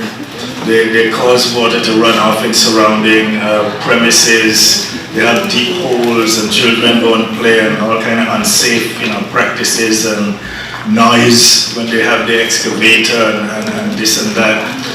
What I was going to say is that yes, we have all of the requirements, as you say, in place, all well written out, hundreds and hundreds, I think, Greg, documents as to how it should go, the participation and all that. But I think what is going to be important for us as TC&I, we will try our best. We will try our best in terms of, you know, as you say, the stakeholder meetings, the consultations, the signage, and so on and so forth, making people know that this is a national government funded by World Bank. Normally we put up a nice big sign. But the feedback, I'm just an appeal to all of you. The feedback for us is going to be very, as you say, rather than going and complaining to your husband, your poor husband, it might be nice to come and complain to Shankar or Jared or whoever is in charge. Or Aileen, you know, as the PMU person, manager. Anyway, the feedback is going to be so important for us, so important.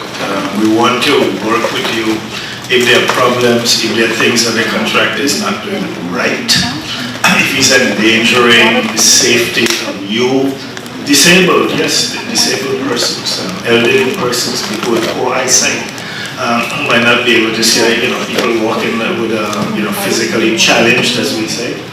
All of that is going to be there. I'm just making an appeal that we have to work together on this. We have to work together. That's why this kind of dialogue is going to be very important. And if you see some construction work going on and you're not happy, or you see something that, you know, you want to complain about, yes, there is a formal grievance mechanism. I would have liked those two guys to explain, but they're not here.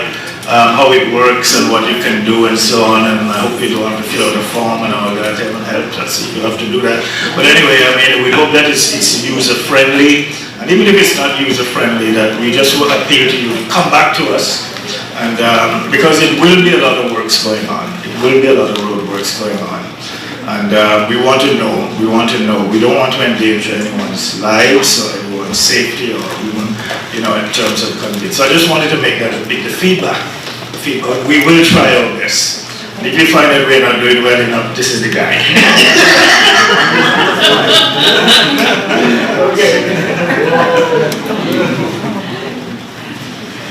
Thank you, Robert, for the assurance. So it's good to know now that we do have a focal point sitting right here. If you have any complaints, any questions, he's sitting right here. His office is at the National PMU office. I can provide you with his email address, phone number. I don't know where you live, but I can find out. Yeah. That's it. Yeah. Okay. So this is the final slide. Please hang in there. Safe place. Breathe. So this is the last one that we want to touch on before we close off. First of all, we want to thank you all for being such an amazing audience and for coming out today. It really was an amazing session. It's one of the best that we've had in terms of attendance and engagement. We will be having many more. The most immediate one I want to point out is on February 23rd at the PMA Church, which is the ADB roads consultation. But in that one will be actually presented roads that will actually be being constructed. So that will be another consultation to come. We'll be sending a formal invitation to Pohnpei Women's Council and so on. 23rd, yeah. Yes. But the last question that we have here in session 4 has to do with a safe space. It's a sensitive topic, but for any woman who feel as if they're being harassed or a victim of GBV or any matter like that, where is a safe space for you? Where do you go? Are there any safe spaces in FSM? Growing up in Trinidad and the Caribbean, the place for us was public libraries. So like for me, when I grew up in a fishing village in South Trinidad, I used to live in the library, because we didn't have internet at home. We didn't always have power at home. So we used to go to the library, So in your case, what is your safe space?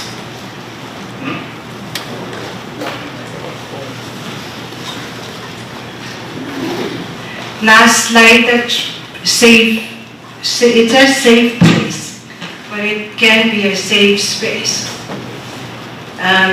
Peita ko, om kacay diyakan, niyan sa kacay kindo yang kakwat, and someone mo sa kaya victims of violence, trafficking, any sort of violation.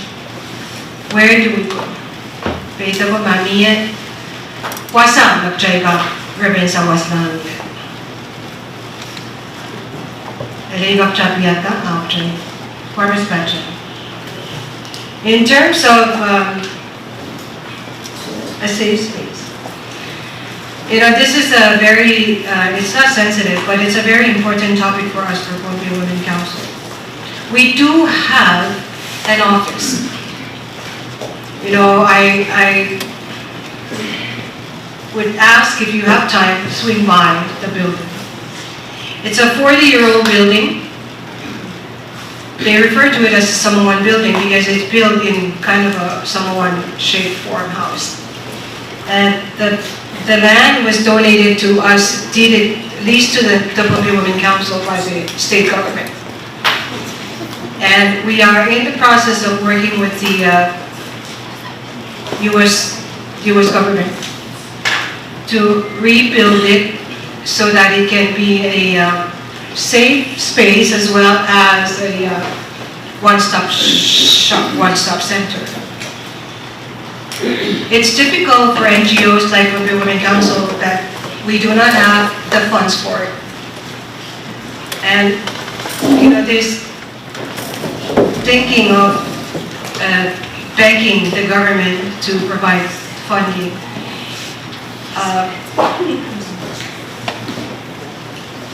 it's not only frustrating, but it is a challenge because it becomes political.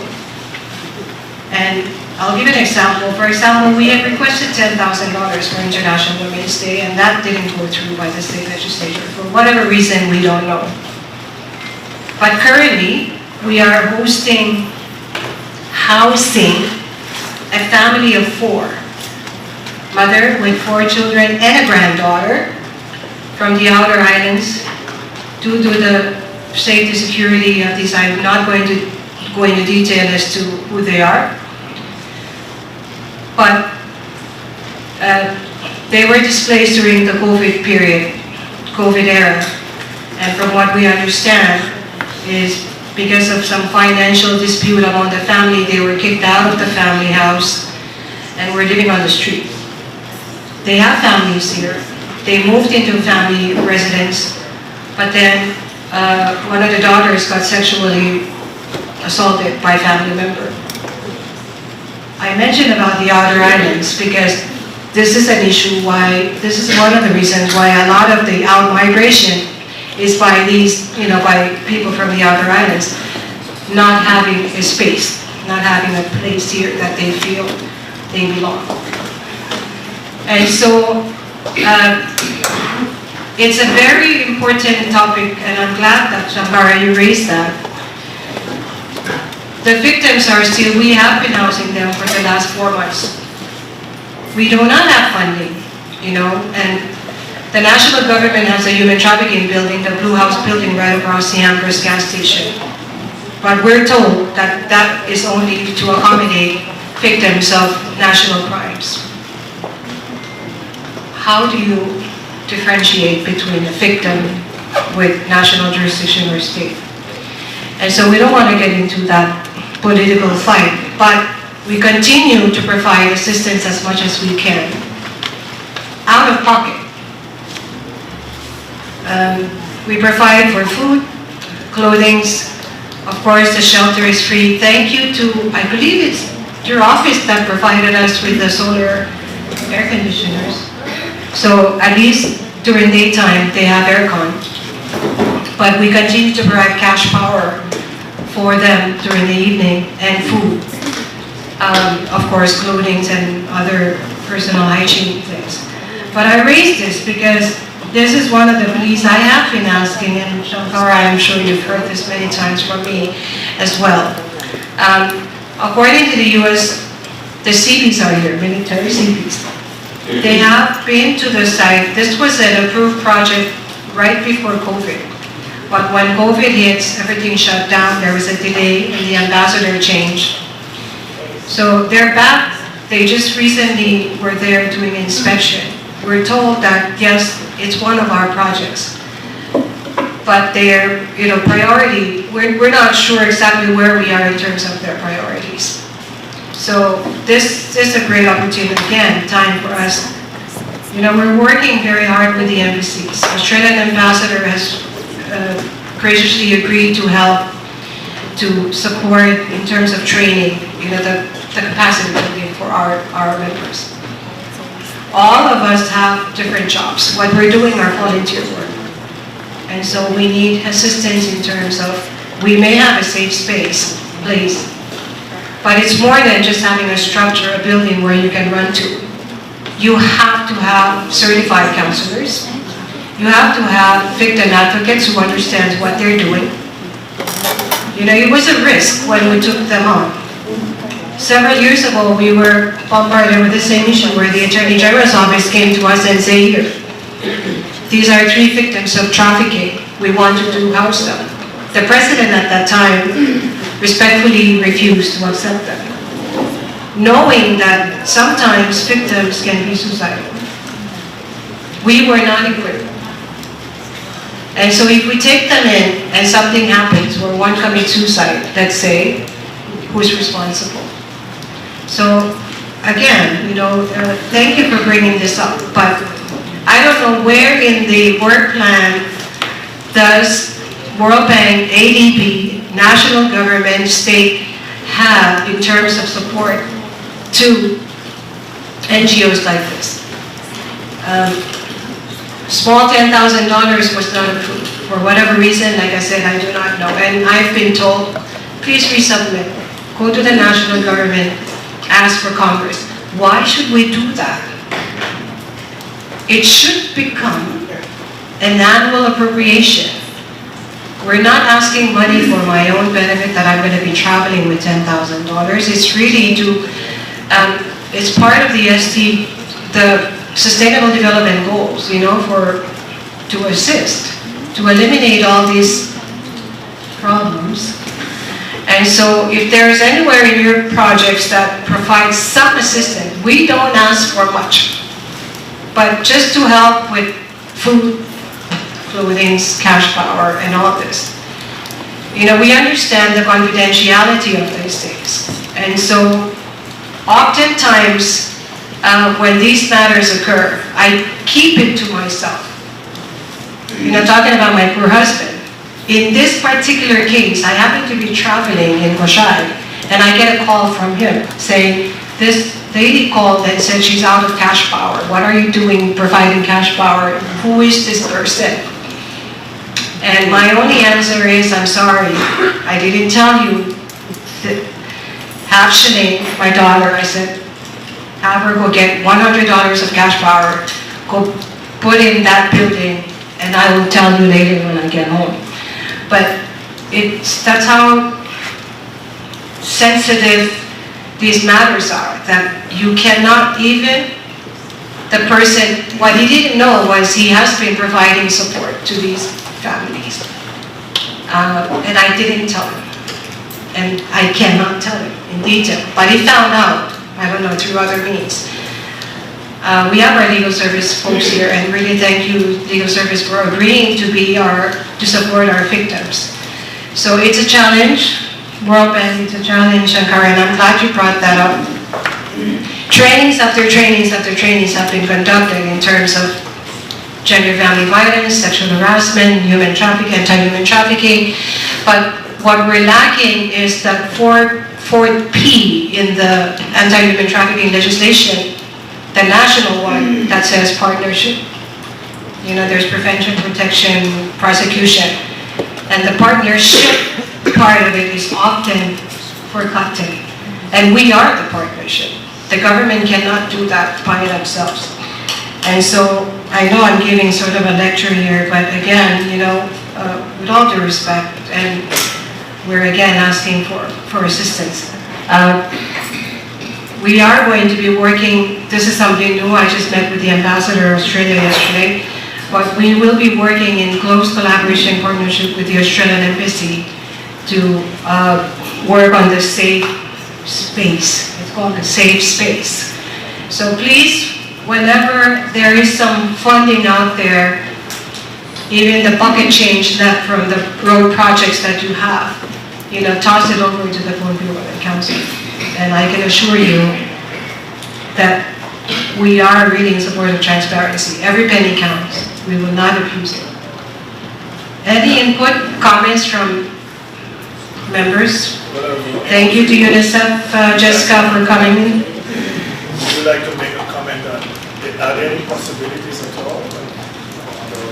Well, I think I'll let Greg come in again, but remember, we made the point earlier on the stakeholders.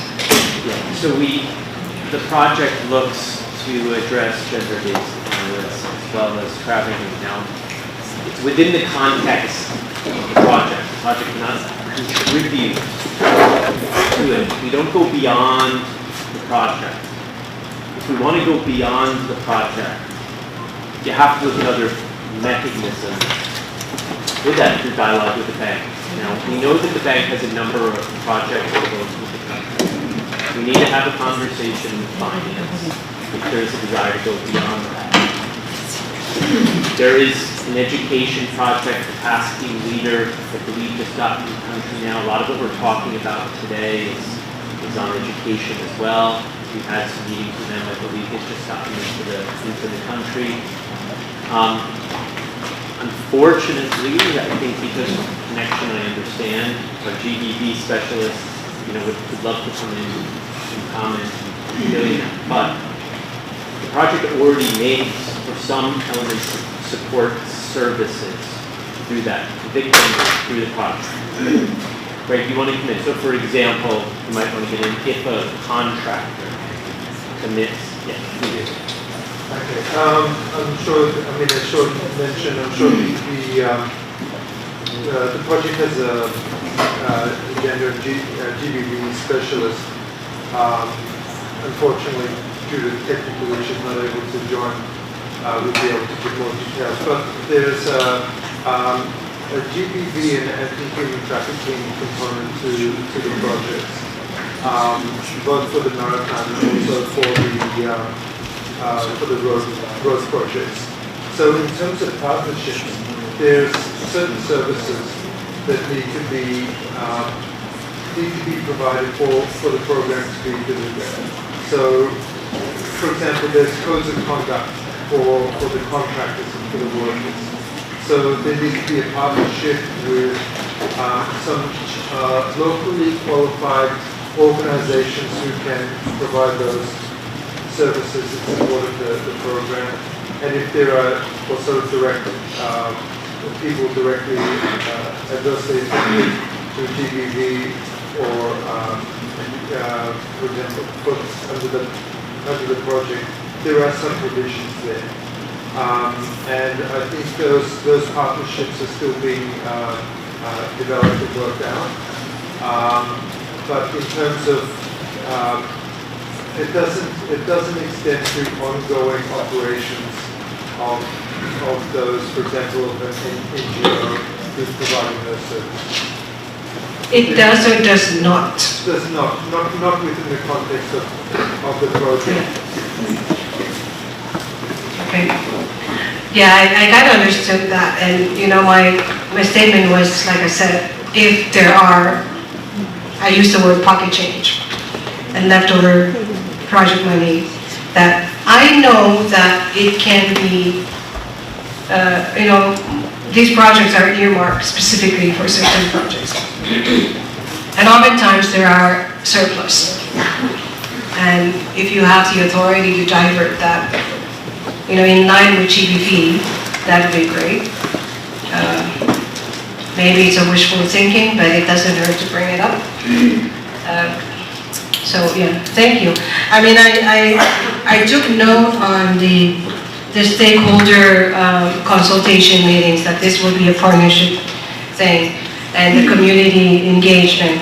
I took great note of that, and I hope that when it does roll over, that we are then notified of it as well, because like I said, we are all across the island. So we would like to partner with you. We'd like to help. We may not be engineers and technicians and scientists, but we do know a lot in terms of the local knowledge that we have. So we certainly would like to work closely in collaboration with the national government as well as World Bank. So thank you so much for all the comments. Chapara? And I think, go ahead, Robert. I think also the type of consultation that we are also talking about, more than ever, I mean, everything you're saying is making me realize, I'm sorry, everything you're saying is also making me realize that this consultation also has to happen when we're putting together projects. Not just after the projects are approved and now we are into implementation, but when we're actually formulating, clearing the scope and what we're going to do and what are the problems that we're going to address, I do also recognize, you know, that we have to have this kind of consultation at that stage also. So that as new projects come in, Maybelline, I think yours, Maybelline has left, ABB, but anyway, she's gone. But we are now getting into a new cycle with ABB and also with World Bank. So clearly, this consultation will have to take place when we are talking about the project, what we actually are doing. So thank you very much for educating us about some of the actual, you know, problems and challenges that you're facing. Yes. In terms of, you know, businesses. So thank you. Thank you so much, Robert. We like I said, we really are so fortunate. You know, when the PMU folks, Shankara came to me to ask that we partner, that was one of our recommendations. We have to have this prior to launching of any project. We need to know what's going on and see how we can work together. So thank you so much. Let's give Shankar a big round of applause, please.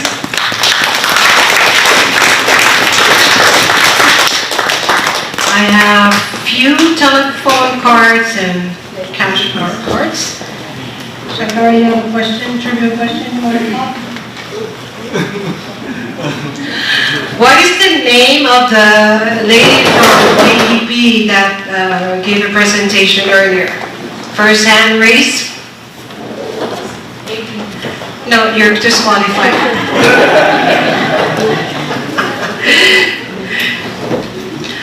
Di mabubuhat tayo.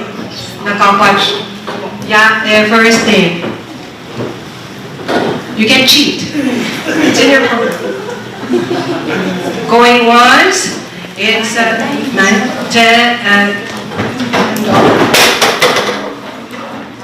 Are we getting drunk back there? Anita, yes, thank you. Double ang Vice President. Let's see who's awake. Earlier during the morning break, I asked what STEM represents, and Dr. Abello gave one. What's the other three acronyms? I only need one. Raise your hand. The lady sitting calmly. Technology. Yes, Patriatato. Double up.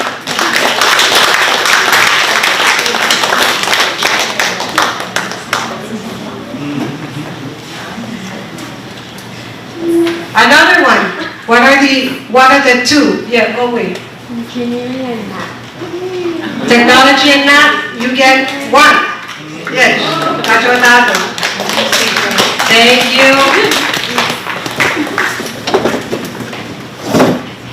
When is the next meeting of, February 23rd. February 23rd. You get one too. All right, the legal service folks are taking over. I want to see other hands.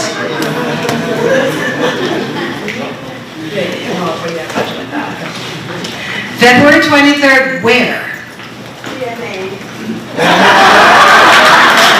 You don't get one. Who is the focal point for the road project? You're already disqualified. Katate Kongwe. And where is he? Yes. Yeah, you can have a dance, Shankar. You're popular.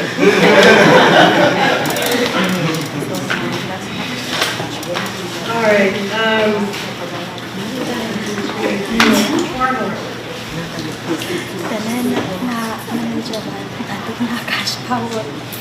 Now, this next question, I'm sorry. Did somebody say something? I was going to say, can I ask a trivia question? All right, yours. Other than in construction, what's another area of transport that somebody could pursue a job in, other than in construction? Other than construction, what other area of, what other jobs? Look at construction, if you already got one, do not raise your hand. Other than construction, Isumo, go with, May, go with.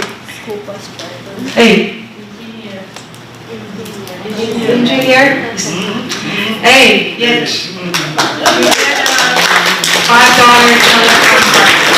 All right, from our other World Bank, I have another trivial question coming from the gentleman next to you, Sean.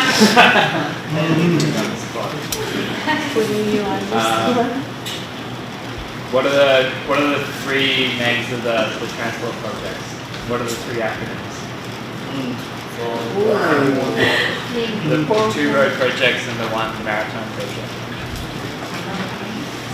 If you can guess one of them. Someone already picked one. Repeat and louder. Repeat? Yeah. So there's 3 World Bank finance projects, and they have acronyms. If you can tell me what one of them is, then you can One of the 3 World Bank projects. We just went through.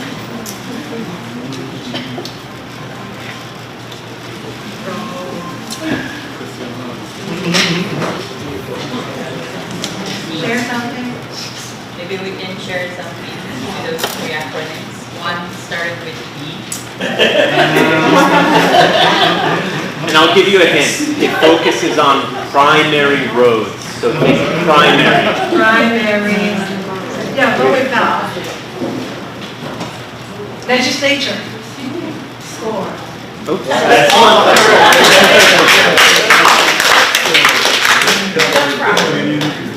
Lady in the green? Nurse. Yes. Nurse. The nurse. Yes. Thank you. All right, Anita, you have questions?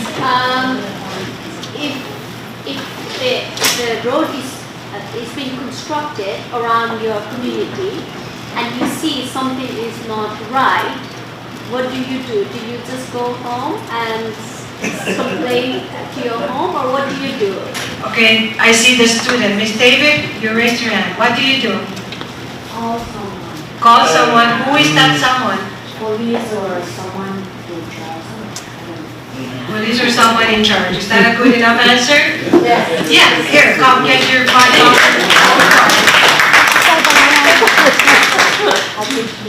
Thank you. Greg, you get the last question. Yes. Okay, when roads are being designed under the project and there are consultation meetings with the local communities, what is the process called? It's something P, design, where people get to join in and have their say. P design. What is P design? I'm cheating.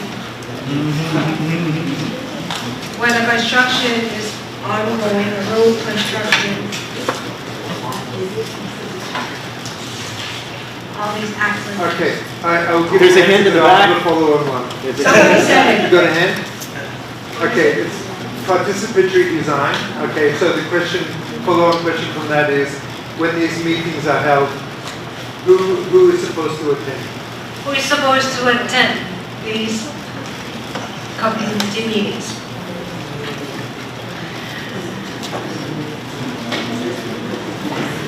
Niyakan project akan tunang buat gradual Jai community. Louder. The chairperson for PwC.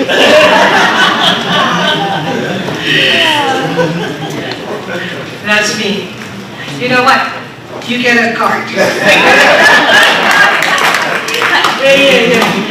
All right, that's all our trivia. Wait. Sorry. There's 2 more. Yeah. All right, 2 last questions. This question I'm going to ask one of us to ask them. So, volunteers. Someone made the fact, child made the memorize. If they know the answer, they'll get the kushara. Verno, you want to ask a question to our team? I missed the last part, but I think something simple. How can we reach out and whom to call when we are accepted, or, how do we reach them and know that we are accepted with the project? Yeah. That's a question to them or to us? Us? No. Or how do we contact the bank? Or Is anyone? it appropriate for us to? Sean? Through the focal point would be one way. Another way is you can kind of, through the grievance redress mechanism is another thing where we do monitor it. And so if individuals think there, and if you have a grievance, we will be able to, in some way, see if it's confidential, there's certain things, right, regular confidentiality is obviously preserved. But, you know, it's also, we would be hearing through our implementing agency, TC&I. But you have a focal point, is what I've... Thank you, Sean. You get the Prashayan line.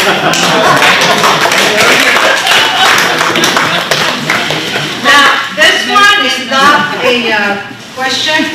Where's your signing sheet? Who's number 15? Call out the name. Isabella. Isabella. Isabella, the policewoman. You get a pair of sandals. Thank you.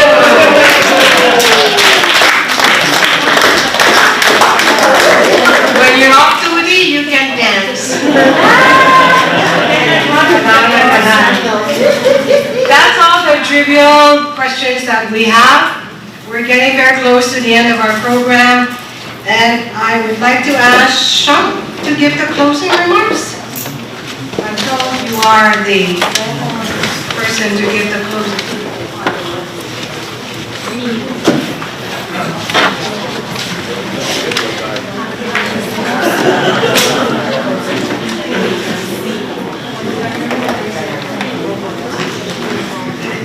I've spoken a lot, so I know we've gone over time, so I'll really try to be brief and leave it to you. Thank you so much for inviting us here. This was an amazing session.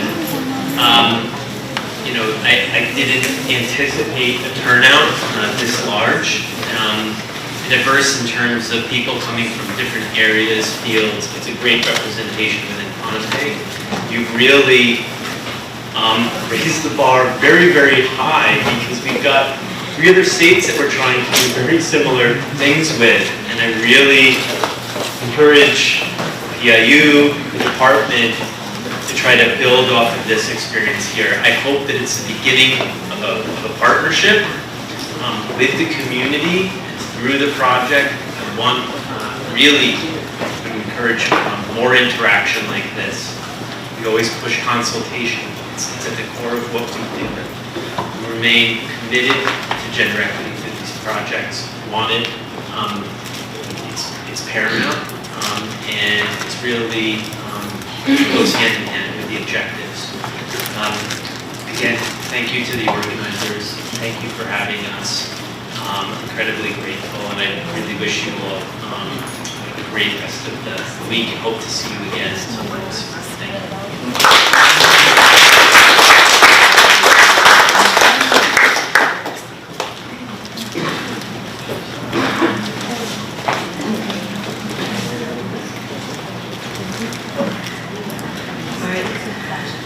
Thank you. Thank you very much, World Bank. Thank you, ADB. Thank you, the PMU.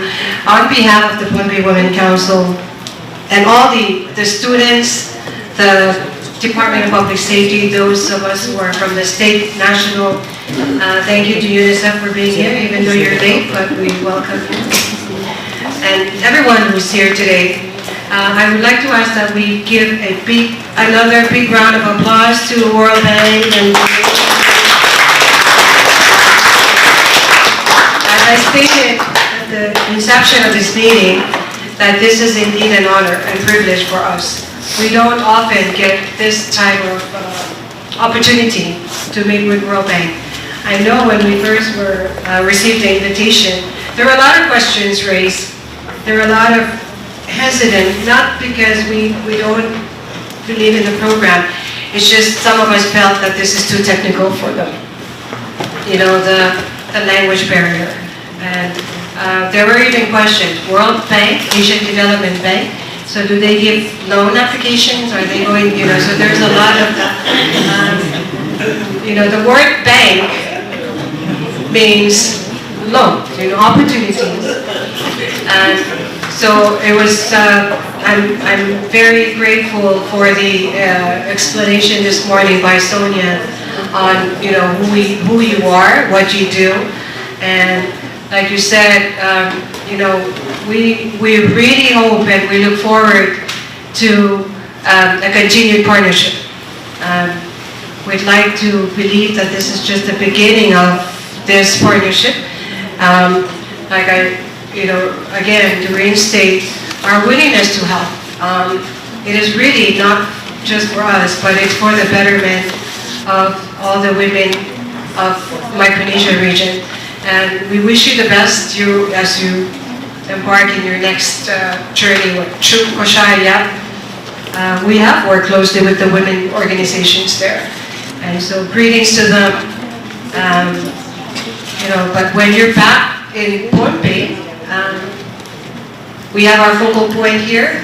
Let him know when you're in town. We would certainly utilize your offer that he can be of service to us as well.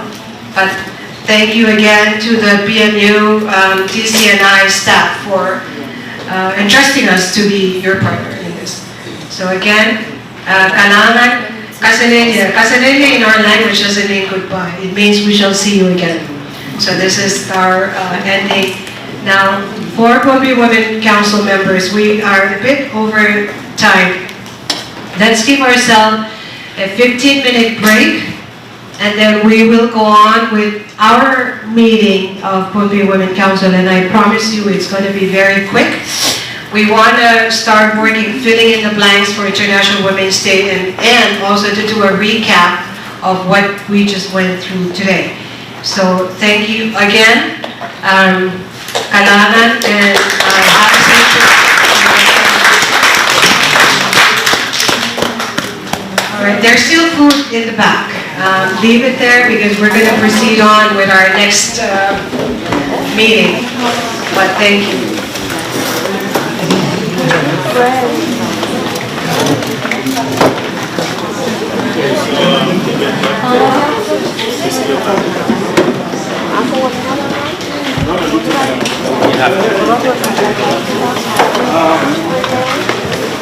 Okay, I've got